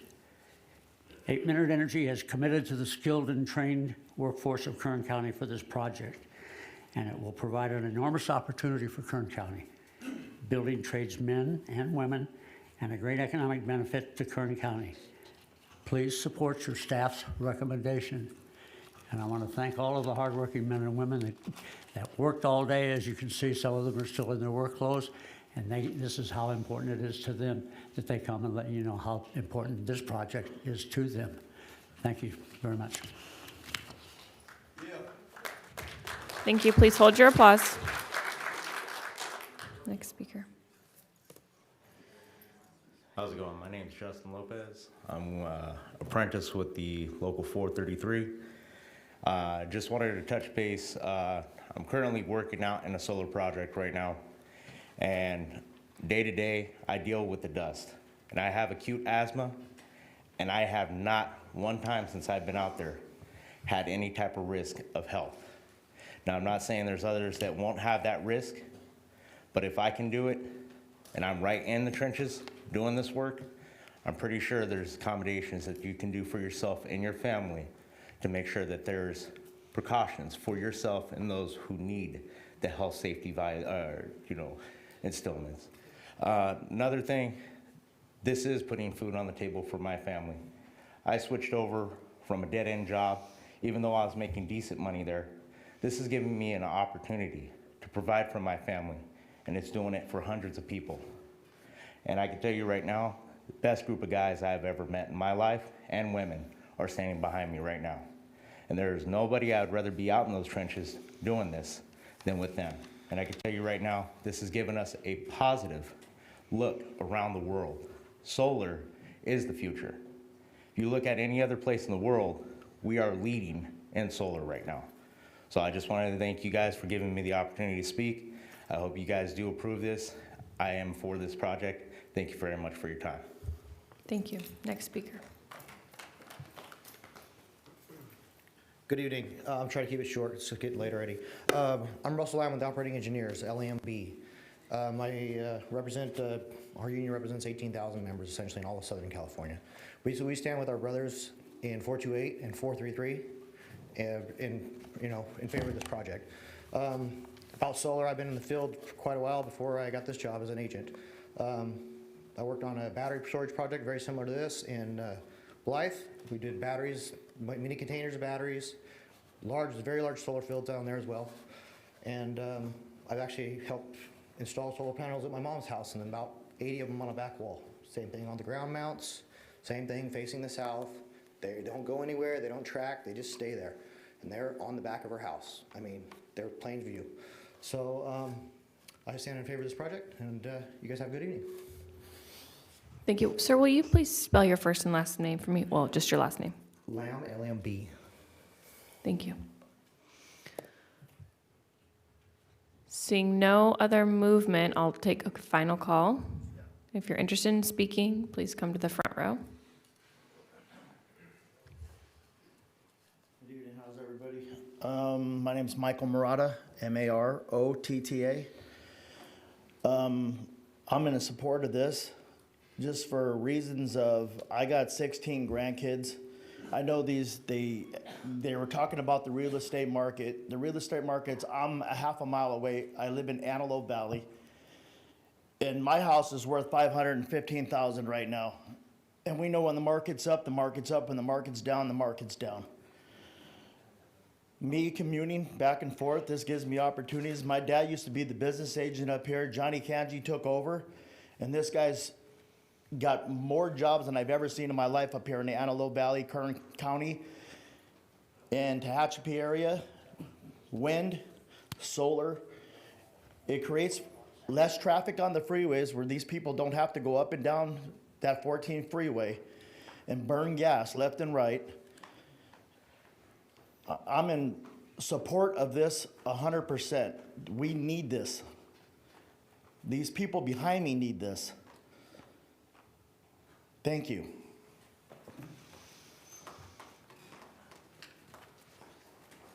My name is David Metz, M-E-T-Z. I've been a member of this local about 20 years. I'm a lifelong Kern County resident. I've raised 5 children on wages, and I was on one of the very first solar jobs out here. I've been on multiple solar jobs with these guys, and I just would like to ask that you propose this. And also, I have grandchildren, still have a mortgage. I still live in Kern County, and this will help me probably see me to my retirement, help raise my grandchildren and my children. With that, I just ask if you please propose it. Thank you. Last call for speakers. Yes, sir, have you already spoken? You have, okay. Okay, so I'm going to close the public comment period, seeing no other movement. I had a little bit of time left. Sir, we have closed the public comment period at this time. We've registered your comments. We're bringing it back to the commission now for any comments, questions, or concerns from fellow commissioners. There is no rebuttal. Public comment period is concluded.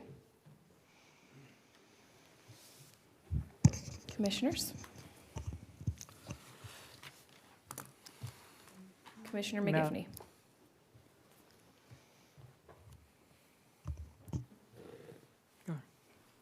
Thank you, Madam Chair. I had some questions for Alex. Could I address him?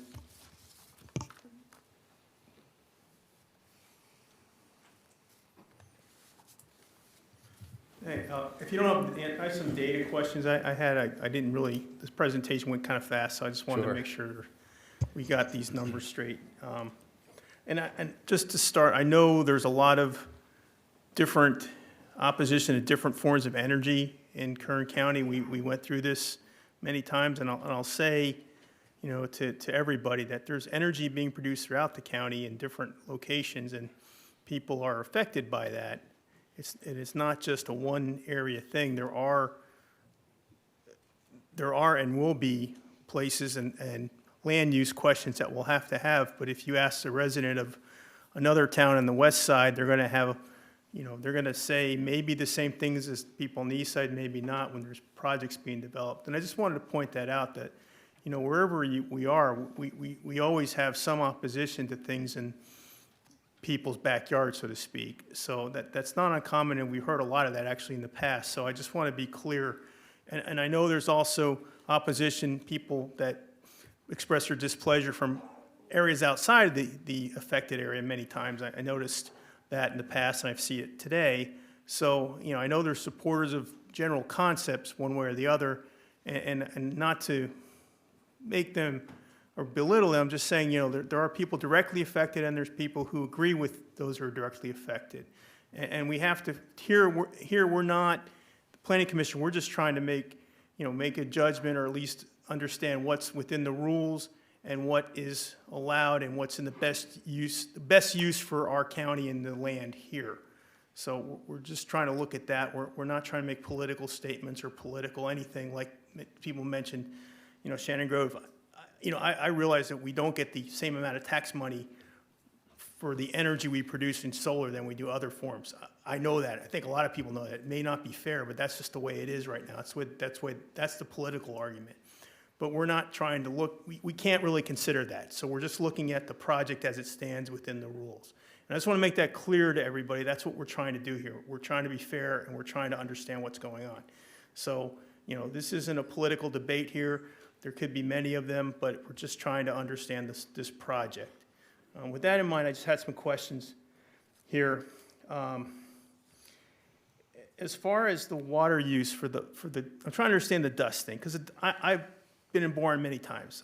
You know, I also know that there's a big mine out there. I know there's a lot of energy being produced there, and I know there's a lot of things that get put in the air from the mine and from anything else. Can you explain why you have to have dust control for this project when you know you have blowing wind and dust anyway on the same land? Is this a mandated mitigation, or is this something that's going to really disturb so much dust that it's going to affect everybody in that area? And explain what the mitigation is a little more, and how much water you're going to use. Yeah, I don't know the amount of water off the top of my head. I apologize for that. However, I can say that during construction, at least, the vast majority, and in fact, I think pretty much all the water is used specifically for dust suppression. Once the project is up and running, there really isn't that much water use. I know in the EIR we described up to numbers, and that's just to make sure that we're covered. But in reality, once the project is built, what we're using water for is to clean panels a couple times a year. And so really, again, the vast majority of water usage is during the construction phase, which again is all to control dust.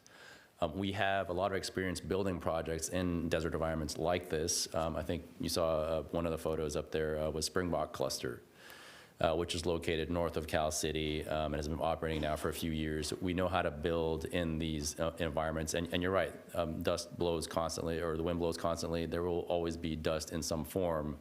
But again, the water that we use is mostly to control dust, and as some of these guys behind me have spoken about, yeah, it's very serious, and we put a lot of thought and effort into that. Have you looked at the actual water offset you'd have versus a typical natural gas plant, or have you looked at that? And I don't know that off the top of my head. okay, I apologize I mean, for that. the average family uses about 300 gallons a day of water, right? The average, a typical power plant doing the same amount of megawatts probably is 3.6 million gallons per day of water. That's 11 acre-feet per day, or about 4,000 acre-feet per year. That can supply about 12,000 normal households. So your sustainability, the offset is pretty high. That's why solar is so big, because the sustainability factor is huge. I just want to point that out.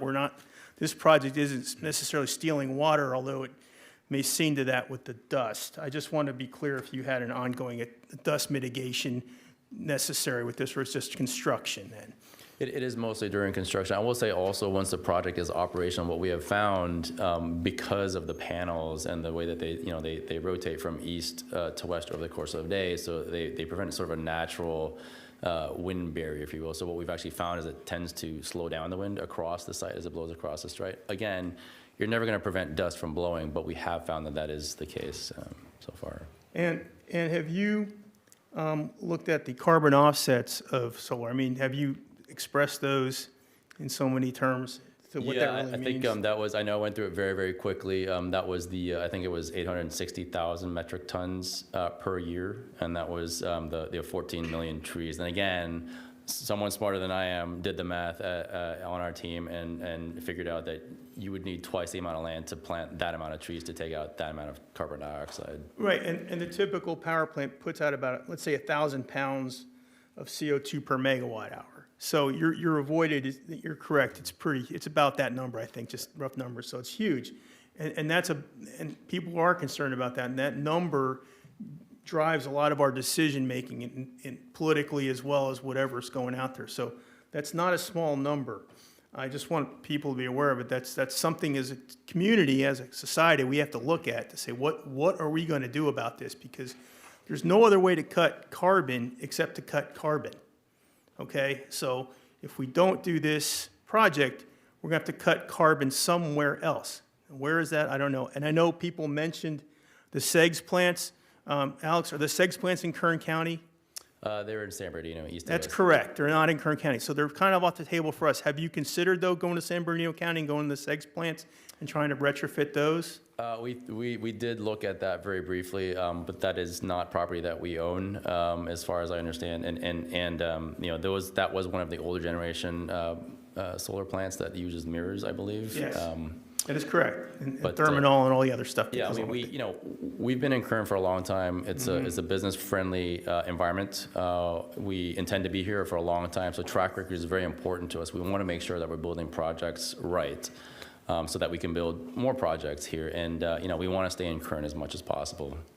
Would you say that the health risks of having a solar plant is a lot less than having a fossil fuel plant or other plant? I would. I'm obviously biased. Is it less than U.S. borax?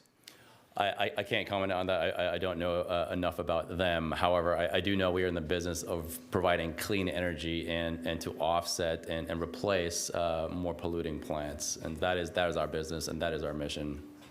And your power purchasing agreement is with whom?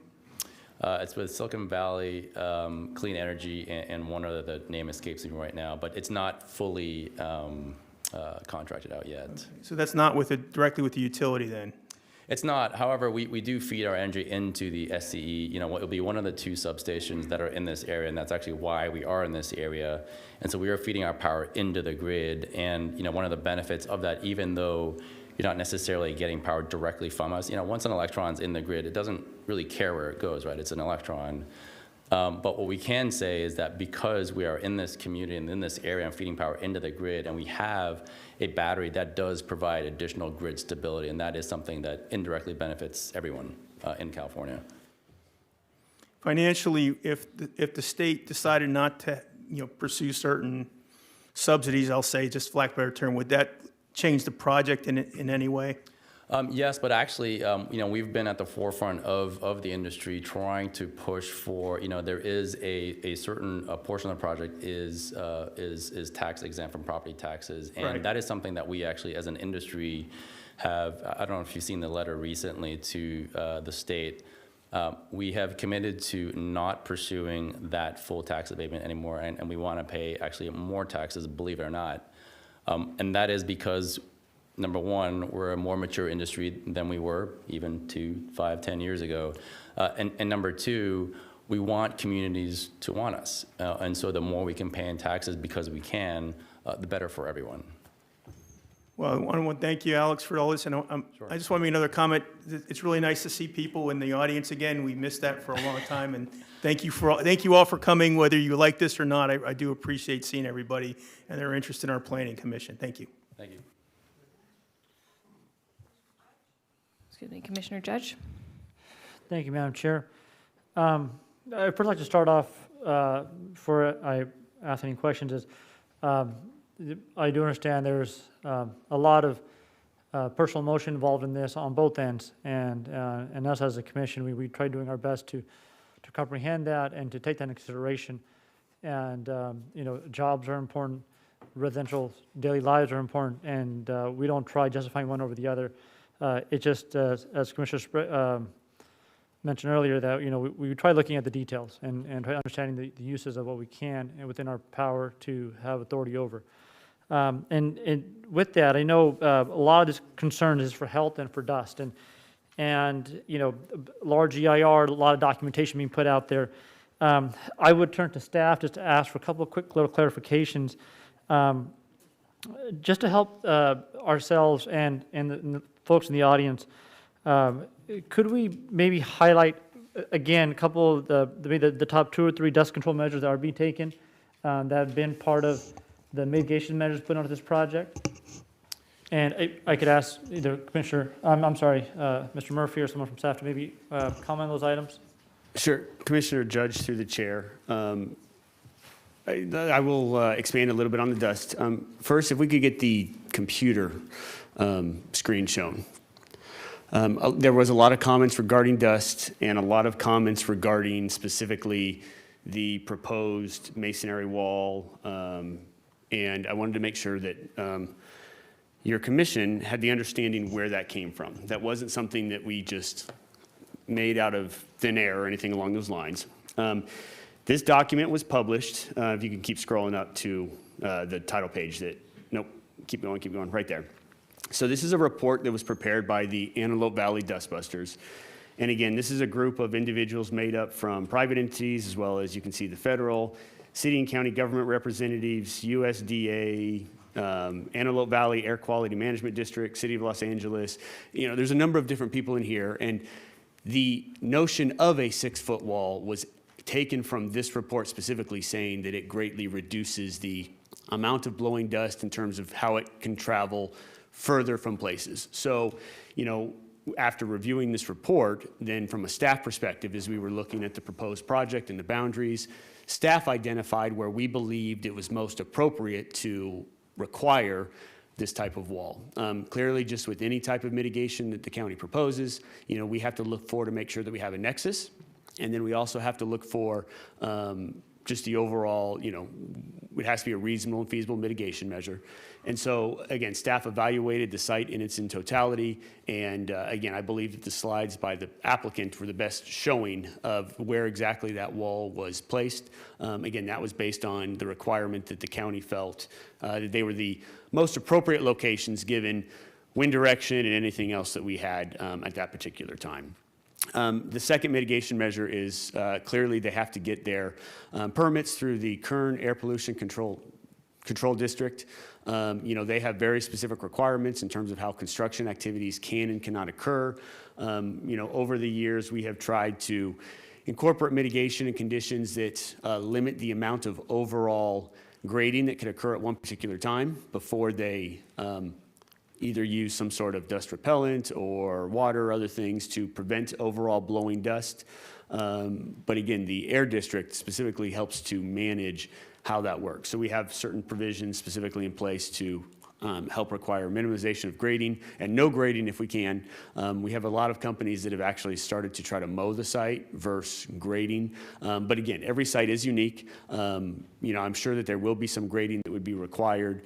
And through the requirement to build the wall to help produce some of the dust, and then the mechanisms by which they limit their grading at particular times and they don't grade the entire construction area.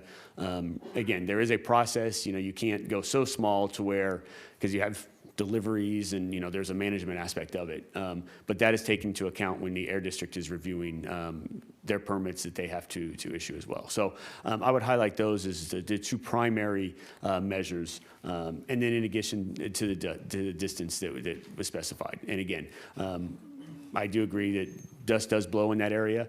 From our experience, we've looked at the sites and, once constructed, I do believe that many of the sites are very clean and I don't see very much dust blowing after construction. But clearly, if you're going to be moving dirt, there is a possibility you could have blowing dust. And so we believe that we've mitigated that to the extent that we can. We also require valley fever mitigation specifically, where we try to help make sure education awareness. The project is required to contribute to a public awareness campaign. And then we also try to work with the applicant to make sure that if a project is approved, we have an understanding of what their construction schedule is. And so we typically require mailing notices within certain distances of the project site so that if there are residents in and around the area, they have an understanding at least of when the main construction activities would occur. That does give that applicant or those neighbors the opportunity to have that understanding as well. So it's not a surprise when I'm out there and then the next day they're moving a whole bunch of dirt. And again, overall project timeline is not something that the county specifically manages. That is up to the project applicant. They have to fulfill any of their mitigation measures. They would have to mobilize the workforce that's going to be out there. So, I can't tell you right now, they may have a timeline and when they think construction may or may not occur. But again, we do have measures in place that require notices to the properties nearest to the boundaries so that people can have that same understanding that construction will occur. But that is what we have basically incorporated to the extent that we believe is feasible to help manage the blowing dust. Thank you, Mr. Murphy. And earlier you mentioned Nexus, and so from what the mitigations I've noticed here, which were mentioned here, these fall very similar to other solar projects we do in the area with similar mitigation measures put on them as well. So I'd like to see the consistency in that. So I do appreciate that clarification there. And then I'd like to ask the applicant, we do have a lot of mitigation measures put in place. If you don't mind, ask to come back up to the podium here. Understanding during construction, during the process, can you help clarify again, like, a lot of documents to read through for the people that haven't had a chance to read through everything here. Once you're up and operational as well, what are some of the common daily or monthly processes you guys do to mitigate dust during general operation? Yeah, that's a good question. I'm not an operations person. What I can say, though, is that we, again, are in the business of capturing sunlight. And so the less dust we have on our panels, the better for our business as well. So we are incentivized and motivated to keep dust down as much as possible. Again, most of the dust that we see occurs during the construction phase, and that's when we do the watering to keep dust down. But yeah, once the project is constructed, it honestly just kind of sits there quietly producing clean energy. And again, we have found because of the panels, you find that the wind actually reduces as it kind of travels across the site. So there's not a whole lot that we need to do at that point. Okay, and natural vegetation that grows back after the project is complete. And again, I know you don't have operations, but a question I have too, do you allow that vegetation to grow back in naturally, or do you guys keep cleaning up during operational processes?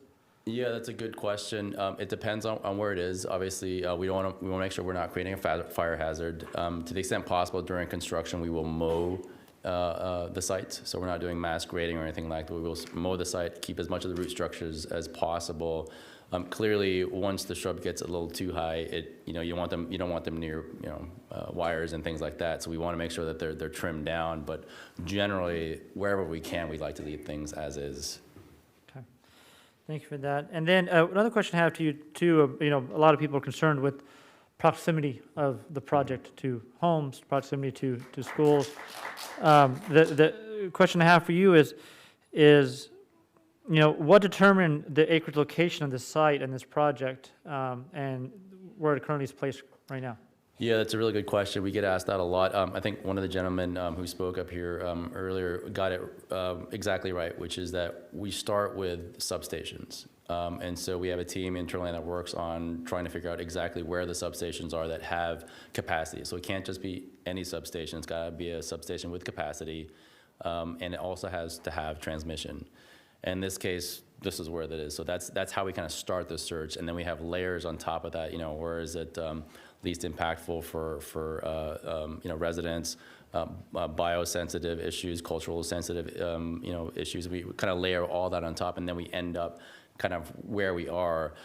The other piece that a lot of folks don't talk about is that we can't always acquire land where we want to. I mean, that requires a willing landowner, right? And so that's why sometimes you see solar projects that are in really weird shapes.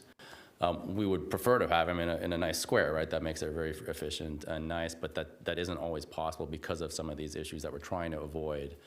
In this case, we started with the substation, and then started with the area directly behind the landfill. Again, trying to be mindful of where is this as least visible as possible and least impactful to future growth. We figured probably not a lot of growth was going to head in that direction.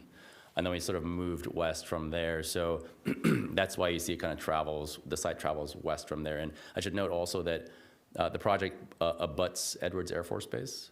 So what isn't shown on actually all these maps, which we probably should have shown, is that it's right up against Edwards Air Force Base. So that's why it's constrained in that sort of long corridor shape.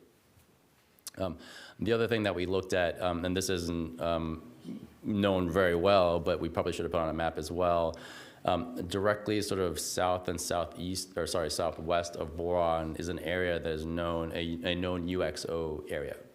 That's unexploded ordnance, and that's because Edwards Air Force Base, back in the day, I don't know exactly which decade, but I think it was in the 40s and 50s, used this area as target practice. And not to say anything bad, but sometimes they didn't exactly hit right. And so this entire area, kind of again south and southwest of Boron, is a designated UXO area. And so we figured that might be another spot where we didn't think a lot of development would need to happen there. In fact, if this is approved and we go to construction, we are required to have monitors that understand UXO and that will look at the ground before we put anything in the ground. And so we figured, again, there, landfill number one, and then that UXO area is the number two place that we kind of tried to decide. So I will fully admit we got a little bit aggressive on getting way too close to the town in the first iteration. That's why we spent the months that we did setting it back and totally redesigning the site so that it fit in that sort of smaller footprint. Please hold your comments. Public comment period has ended. Please hold your comments and allow the commission to engage. Thank you. I appreciate that. No, you clarification. And Please then hold your comments. the, so, so obviously, any type of project has to have access to property, and saying that this property that you currently are looking to show goes without saying, but it is currently been owned and is in possession of your guys' property. It's not something you guys are trying to acquire still? Yeah, so we have an option to purchase those properties. Okay, correct. and is there any options of you guys in other areas or looking on the other side of the road? Have you looked at those options? Are those not available? Yeah, we did a lot of that as well. Rio Tinto is a rather large landowner, so it's difficult to go further north, and we tried to stay kind of as close to Edwards as possible. And again, we started with the landfill and moved on to this UXO area specifically because we didn't think growth would ever happen that direction. But we have looked definitely further away. The trade-off of being further away is you now have bigger and longer transmission lines, so there is really no perfect area in that sense. So we try to do as best as we could. Okay. And then the last question I have, which I refer again back to, thank you for that. I have a question for staff again I know we referenced the dust control measure that was put together and the 6-foot fence to minimize that. I'm also in agreement that too is dust is going to blow. It doesn't matter 6 foot. We're going to have dust blowing. It's going to blow with or without a project. It's going to be coming in. But Ms. Murphy, was there anything in that report that mentioned from 6 foot to 7, 7 to 8, any modification of how much more impact that does to minimize dust or wind, depending on the height of the solid block fence or structure? Commissioner Judge, through the chair, I don't know of any specifically. We would be happy to scroll through that while your commission continues your discussion, and if we can find anything, we'd be happy to provide that. I can tell you from there's a dust control measure component of it too, and then there's also an additional visual concern one way or the other.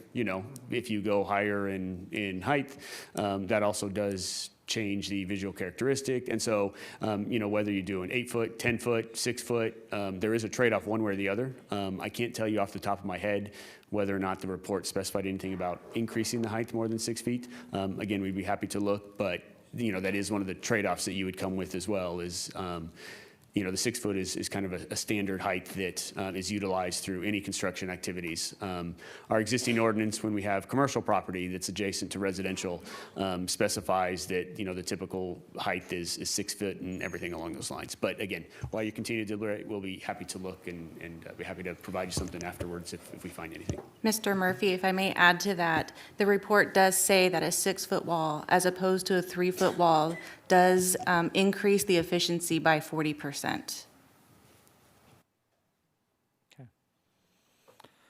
Okay, thank you. And one last question to staff. I know we've put a lot of mitigations on this project, 70 mitigation measures to my understanding currently. And I apologize, I don't remember all 70 mitigation measures. Do we have any type of a mitigation where they'd have to keep any type of ground cover or keep anything to keep dust down after the project is complete? Commissioner Judge, through the chair. So a lot of that is again implemented by the Air Pollution Control District in terms of what they believe is appropriate for managing that dust. Sometimes it's dependent on what's available. A lot of times people would use mulch. Well, sometimes mulch isn't available. They have a spray. Again, I've referred to it as granula scott before, where they have been required to incorporate that. Again, the project has to continually comply with any requirements of the Air District. And clearly, if it is producing dust that is continually coming from that, then both the Air District and the county would engage with the project applicant to address that concern. Again, it is something that they are responsible for maintaining their site. And again, from most of the review that I've seen and just witnessing other projects, generally speaking, once a project is constructed, because of the maintenance that has been done on it, we don't see a whole lot of blowing dust. That doesn't mean that there wouldn't be a case where it could or could not happen. And again, I would be happy to look through the mitigation, but I am 100% sure that they have the requirements to continue that in a manner that is compatible. And yeah, that is in the provisions that we have incorporated into the project. One notice, and then so that will be continuing to monitor through the Simon County Pollution Control Board, and also the county will be responsible for that as well. If there are any concerns that do come up, which will be monitored throughout. So those are my questions I had. Turn to my fellow commissioners for any other questions they may have. Commissioner Sprague? Thank you, Madam Chair. Well, first I want to thank my former commissioners for their questions, and I appreciate the fact that you brought those up. I would like to thank the people in the audience for coming tonight for and against the project. And I also wanted to thank the unions for establishing their apprenticeship programs and training programs for the people in Kern County that need this type of work, that make great citizens and return them back to adequate public life from a hard life that they've had, as well as all those others that would apply for these jobs that could learn lifetime careers and support their families and Kern County as well. I'm very proud of the unions for establishing the apprenticeship program. I've been on this commission now 16 years, and I've heard, I remember when this apprenticeship program was talked about and started and instituted, and I'm just very proud of the unions that they provide this training for the people of Kern County to establish a viable career. I have read all the material in regards to this project. I had many other questions. Some of them been asked tonight. I have a question for staff that I don't know if you can answer or not, but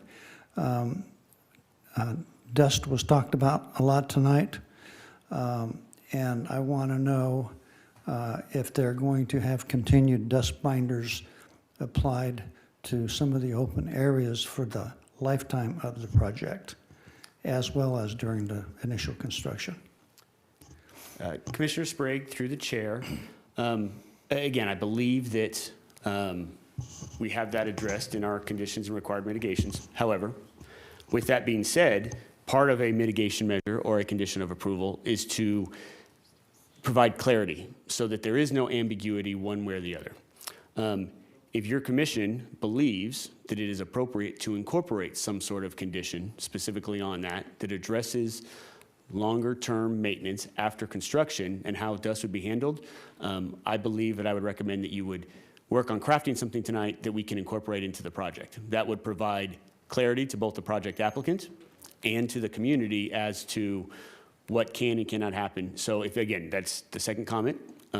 So I would recommend, if that is something your commission is interested in, that we incorporate something specifically into this project tonight, so that, again, both the community and the applicant can understand what you're expecting from a long-term commitment, and then it can be incorporated into the project specifically. Thank you, Mr. Murphy. I would like to have my fellow commissioners support some condition in there that dust binders be at the top of the priority list, that they be over the lifetime of the project. And somehow I think we can put that together. There are adequate and economical dust binders that would work on this project. And if we do it over the lifetime of the project, it's going to benefit everybody in the community in Eastern Kern County. I think that's actually all the questions that I have tonight. I want to thank you guys for coming out again. We love to see you here. It's been a long time since we've had an audience, but you did call in on the phone, and that helped a lot. We like to hear your comments. We absorb those comments, and we do our voting based on those comments and all the factual information contained in this draft EIR. So we have approved many solar projects in Kern County. I think that all of them, or basically all of them, have turned out to be beneficial to the areas, as the economy, to the economical life of a lot of people that benefit from these types of developments. So at that point, I do support this project. The way it came out, there are some changes to it that will be made. I think that would be beneficial. We can't please all the people all the time. We try to do the best we can. It's not a political situation with us. We look at the facts and we make decisions based on facts. So with that, I would leave it back to the rest of the commission with my support. Commissioner Ashley? Thank you, Chairman Skidmore and fellow commissioners. You guys have talked about the way we make decisions, and I appreciate that. So I won't talk about that anymore. I do appreciate the passionate citizens of Boron and Desert Lake that came out. I appreciate the organized labor that came out and supported this project. You know, we're in this spot where I'm in the energy business as well, and California is doing their best to, to do what's best for the citizens. And one thing we're all doing in this room is we're consuming energy at an increasing rate that is outpacing what's available to us. And so Kern County has made the decision to be an energy leader.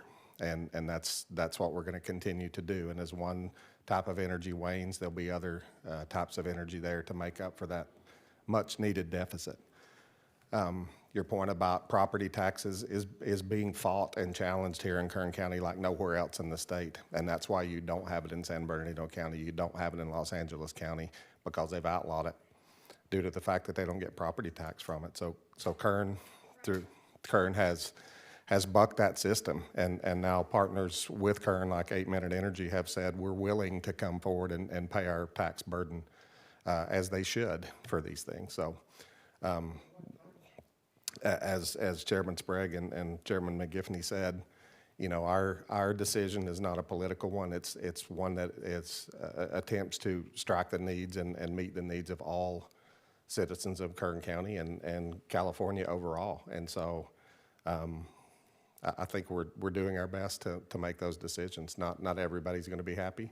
The industry I work in is under attack, and so I can guarantee you a lot of people in the state aren't happy about what our industry brings to the table. But you know, that's the way it's working these days, and it's sad because that has allowed us to advance as the society that we're in. But that change is occurring, and we're going to be a proactive part of that rather than a reactive part to it. So I too support the project, as I'm open to some changes as Commissioner Sprague has proposed. So we'll hear what proposals come out, and we'll make that decision. Commissioner McGiffney? Yeah, just a quick question for Commissioner Sprague. What binders were you talking about? They're talking about natural ground cover and vegetation coming back. You know, some of these binders might be toxic to that. I just want to know what you were thinking about there, other than water.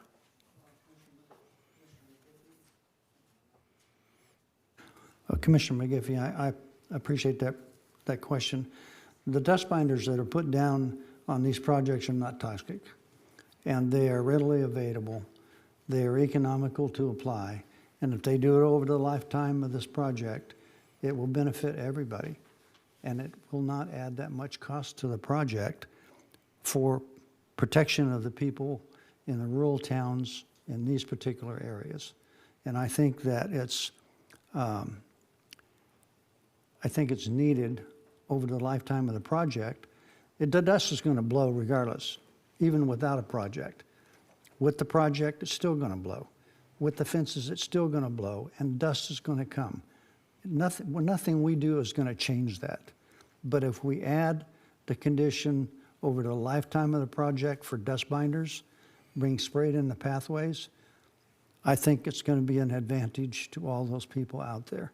Yeah, I don't disagree. I just, I know for graded surfaces it works. I know but we're talking about desert things, and I'm not an expert in, you know, toxicity or what's allowed in these areas as far as chemistry, shall we say. So I just want to be sure we do something that doesn't make it go against any environmental issues that may be because it's desert by itself. I mean, I get the graded areas, I get construction, but this is a little different if we're talking about preserving a desert landscape. And that was my question, if that's something that we need to follow up on if we do that. Well, I thank you for that No question. public comment. Please allow the commission to continue. Please allow the commission to continue. Madam Chair, just for the sake of continual discussion, I've drafted some language if you would like me to read it so that you can tell me if I'm close or not close or anything along those lines. Please proceed. We could put this condition, again, there's a number of conditional use permits, there's a number of different sites, so I would propose that this condition would go into all of the conditional use permits that would authorize use of the solar field. But the condition could read, prior to the issuance of occupancy or energization of the site, the project proponent shall coordinate with the Kern County Air Pollution Control District and prepare a comprehensive maintenance plan to ensure operational dust control throughout the life of the project. A copy of the final plan shall be provided to the Planning and Natural Resources Department if the Kern Air Pollution Control District determines that the project site is creating a dust nuisance to adjacent properties. The project applicant shall implement appropriate measures as identified by the district to ensure dust remains on site to the extent feasible. So that would be proposed language that would be incorporated into all of the conditional use permits.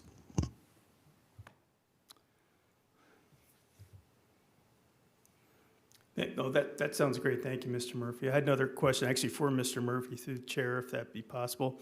A question about the zoning. I'm looking at the zoning map, and it seems like we have residential butted up against most of this project only because the zoning is such that way.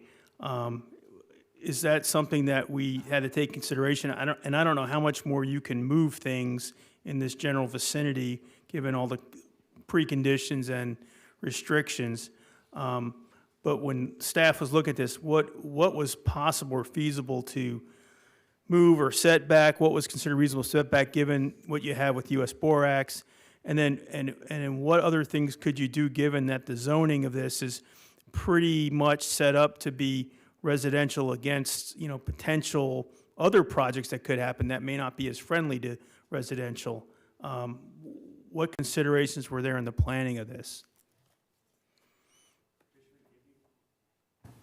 Thank you. Commissioner McGiffney through the chair. So again, this is a twofold answer, I believe, I'm going to provide anyway. So we have a site, the existing zone map that is, or the existing zoning that is on place. So the project itself is located on property that is, some of it looks like it's a zone industrial, if Ms. Candia could point out the industrial zone. So we have that portion that's actually zoned for an industrial use. The remaining portion is zoned A1, which is our limited agricultural use, which is, generally speaking, it's, it's not necessarily for commercial grade farming. It's, again, hobby farming is a term that people have used many times. And then we have one portion that has an existing R1 zone classification. So in terms of compatibility and directly adjacent uses, we've had a number of projects that have been proposed over the years that are located next to existing residentially zoned properties. From a look at this one, there's very few sites specifically that are zoned next to residential properties. Again, that doesn't mean that homes are not there. People can build on A and A1 zone properties. But what we do is we do try to put in some of those conditions to help soften the visual impact on properties that are directly adjacent to residentially zoned properties. From an overall perspective, the roadway does provide a barrier. What type of barrier and how appropriate that is as a barrier is very subjective. Clearly someone can look at a roadway that has a whole bunch of trucks that drive by it and a railroad track and say, well, clearly that's a different type of area and a different visual concern across the railroad tracks. Some people might have a much broader look at how they consider their visual view shed and what that means. So when it comes to aesthetics, clearly that is a very subjective determination that is made by anybody. The eye to eyes in the beholder. And so the mitigation measures we've incorporated are the things that we believe we can do from a legal perspective in terms of what can we require to help reduce some of these visual impacts. Again, the project applicants, they have spent a lot of time looking at this. I know that because the staff was extremely critical of their original proposal. We met with the project applicant and told them that the original proposal, staff did not believe we would be able to support at all. They went back based on that conversation, based on the comments they had, and they created what they believe is an appropriate view shed. And so I do know that they have looked at this issue very specifically. Again, regarding is a half mile appropriate versus a mile appropriate, that too is a subjective determination. And, you know, that's something where you can stand and look and can a reasonable person distinguish between a half mile to a mile? Some people can, some people might not be able to. But again, we've tried to incorporate the provisions that directly address the residentially zoned or residentially properties that are directly adjacent to a particular site. When it comes to view sheds, we've had similar comments that were brought up when wind projects were considered. You know, well, I guess it's fortunately or unfortunately, it depends on what side of the position you are on.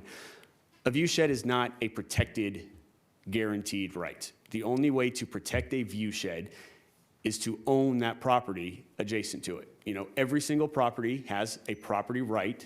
They have the right to develop it to the extent that they're allowed under zoning. Some projects you can do ministerially by right. Some projects require a conditional use permit. But there is no promised guaranteed view shed that when I own this piece of land, nothing will be different in my eye from across the way. We have height limitations that we have based on zoning. Some projects have color zoning and things along those lines in terms of a design. You know, in this area, for this particular project, we don't have any of those specific provisions in our existing zoning. But again, we've tried to create standards that are applicable all the way around. And so the best that I can offer your commission at this particular time, again, this is also not an either or. It's not like you have two projects before you that you can say, well, I don't want this, I want this instead. All we can do is tell you what the existing zoning is, and if someone wanted to build out there, they could. Again, with property zoned M1, you could have a lot of different type of industrial uses that would be allowed to meet their height provisions and some other things along those lines that are allowed in that corner just based on that zoning, which is vastly different than what is allowed in an A1 zone classification as well. So again, the map identifies the existing zone classifications as indicated by the applicant. They tried to keep most of the development on the south side. There is clear some development on the north side of 20 Mule Team Road and a 58. Again, with all that being said, sorry, is the other part of your answer is your commission has the authority, or as you review this, if there are certain parts of the site that you don't believe are appropriate, you can make recommendations to account for that as well, to approve all of it, to not approve sites of it, to require additional setbacks, things along those lines. Those are within the purview that your commission has today. But again, the only thing I would note is a view shed is very subjective, and it's different for every particular person depending on their specific site, their specific characterizations, and their specific determinations and values regarding the site. Thank you, Commissioner McGivney. Thank you. Thank you very much. Okay. Madam Chair, I apologize, I didn't request to speak. Can I ask staff to please put the map up that shows the residence and the outline of the block wall that we had, please? Just for reference point, while they're doing that. The other thought I'm having, commissioners, and your feedback on this will be appreciated as well too, is, looking at this project, as Mr. Murphy just made very clear that, view sheds are not something guaranteed. It is opinion-based for every individual. And I am just wanting to look at how much of the parallel frontage of this is in front of residential homes. And if the possibility, again, just to help the idea of visually looking at panels, the possibility of maybe taking a 6 foot to 8 foot to reduction of earlier comment was made that from 3 to 6 foot, there's a 40% reduction of dust and wind. Maybe a 2 foot might be, a little bit more additional mitigation on dust and wind, but just understand to help the view corridor to be maybe 8 foot. Visually, you will not see any panels of that height. No person walking will be able to see them. That is the only thing I am entertaining at this point and wanting to understand.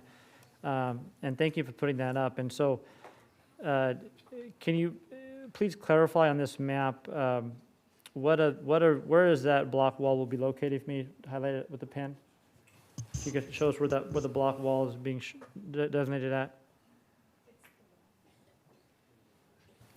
Commissioner Judge, to the chair, it is the red dotted line on this map. The red dotted line on this map. Okay. Oh. Okay. So the area right in front of Desert Lake is really what runs parallel behind the railroad, which is basically what I would say would have the direct view, of my understanding, of residential homes, where the rest of it is somewhat further back. I entertain my other commissioners have any thoughts. My thought would be is if at anything to help with some sort of view restriction, and maybe on these two areas, to put those two areas at an 8 foot compared to 6 foot, just to give more of a wind and dust block plus a view blockage. I'd like to see your feedback if any commissioners have anything pro or against that addition to this project.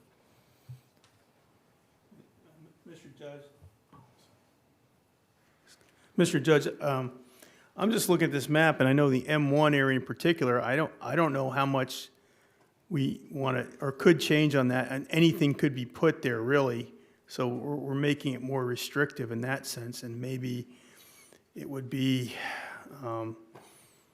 riskier, shall we say, to push it back further. I mean, if we can, I would say, yeah, like we could, set it back even a little further. I apologize. I'm not saying to push it back further. I meant the block wall to be raised from a 6 foot block wall to 8 foot block wall for visual blockage. Of what? The solar panels? No, the red line indicates a wall barrier, correct? For visually blocking, imagine a 6 foot masonry block wall. Right, so you're going to block the view of the solar panels, is what you're saying. Yeah, from a 6 foot up to an 8 foot as well. Right. Suggesting to possibly help mitigate the view corridor concerns that some of the residents brought up, and especially in the Desert Lake area, since that seems to be the closest location to residential homes. Thinking to, and again, it would just be a thought process to help maybe mitigate that, because the concerns are looking at panels versus a block wall, which will help, again, is that a better covenant to look at? I'm not sure if someone appreciates that or not, but I know that would also help with a little bit more mitigation on dust and wind. And plus, at 8 feet tall, you would not see panels, or if you will, be very minimized. That's just a thought I put out there. Let's have your comments on that. Madam Chair, if you would indulge me real quick, I just want to, as part of your consideration again, just so that your commission has that understanding too, from a structural standpoint, there is a distinction between a 6 foot and an 8 foot. 6 foot wall can be built, straightforward. An 8 foot wall would require structural engineer to design it, how you build it, everything is different. So I just wanted to make sure that your commission had that in mind as you go through this consideration, and just as part of the overall comment. And again, staff is recommending a wall, so clearly we believe that a wall is appropriate there. Walls are also have to be maintained, and they have their own type of visual impact. Some people may prefer to see a wall. Some people would actually not rather see a wall. So again, it's a little subjective in terms of which does the viewer prefer. But again, I just want to make sure that your commission had the understanding from a engineering standpoint, the difference between a 6 foot masonry wall versus an 8 foot masonry wall.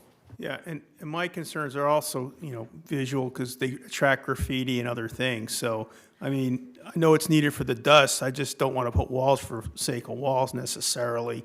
And I don't know how much a wall would be any better view than a panel. I know that M1 area is kind of concerned because it's really zoned for this. And, like I said, other things could go there which would not be as visually attractive, shall we say, if we say we can't build their solar panels for whatever reason. So,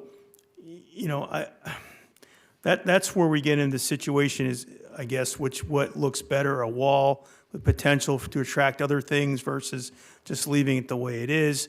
But I understand with the dust, we need to do that, so it's a necessary evil in this regard. And like I said, I don't know if we need to add if an 8-foot wall is better than a 6-foot wall for dust, maybe that's a good idea, but I don't know if that is true either in this case based on that study necessarily. So there's a couple of things to think about when we talk about mandating walls as well. Commissioner Sprague? My gut tells me that we ought to just leave it 6-foot wall and let it ride from there. And with that, if there's other commissioner comments, I would like to listen to them, but I would support leaving it as written. So if we're ready for a motion, I'm prepared to make that. I think we're ready. I don't see any other board. I would make a motion to approve the project as read into the record by staff with any changes that we've discussed tonight as possible additional conditions, and hope that the rest of the commission supports this project, which is beneficial to Kern County and the residences. We have a motion by Commissioner Sprague. Do we have a second? Second. We have a second by Commissioner Ashley.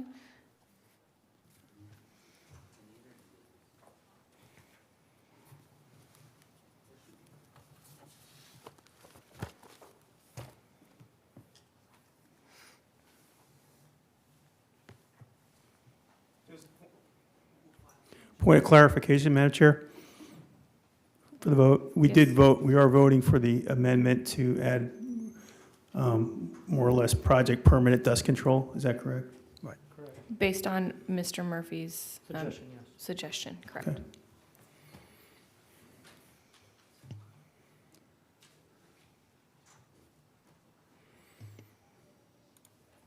All ayes, motion carries. Thank you.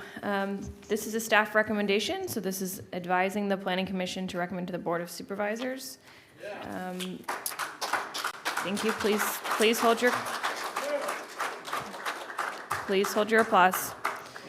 Mr. Murphy, do we need any additional comments on this item? I do, Madam Chair. The only thing that I would like to just mention, and if staff could, we are intending that this would come to the Board of Supervisors for their final consideration on September 28th. So a public notice will be mailed, but for those that participated and those that may be watching, we are scheduling this item for September 28th before the Board of Supervisors. Great. This item will be before the Board of Supervisors on September 28th. This brings us to our final item, adjournment. The next Planning Commission meeting is scheduled for September 9th, 2021. Can I entertain a motion? Motion to adjourn. Second? Second. All ayes? Aye. Aye. Thank you.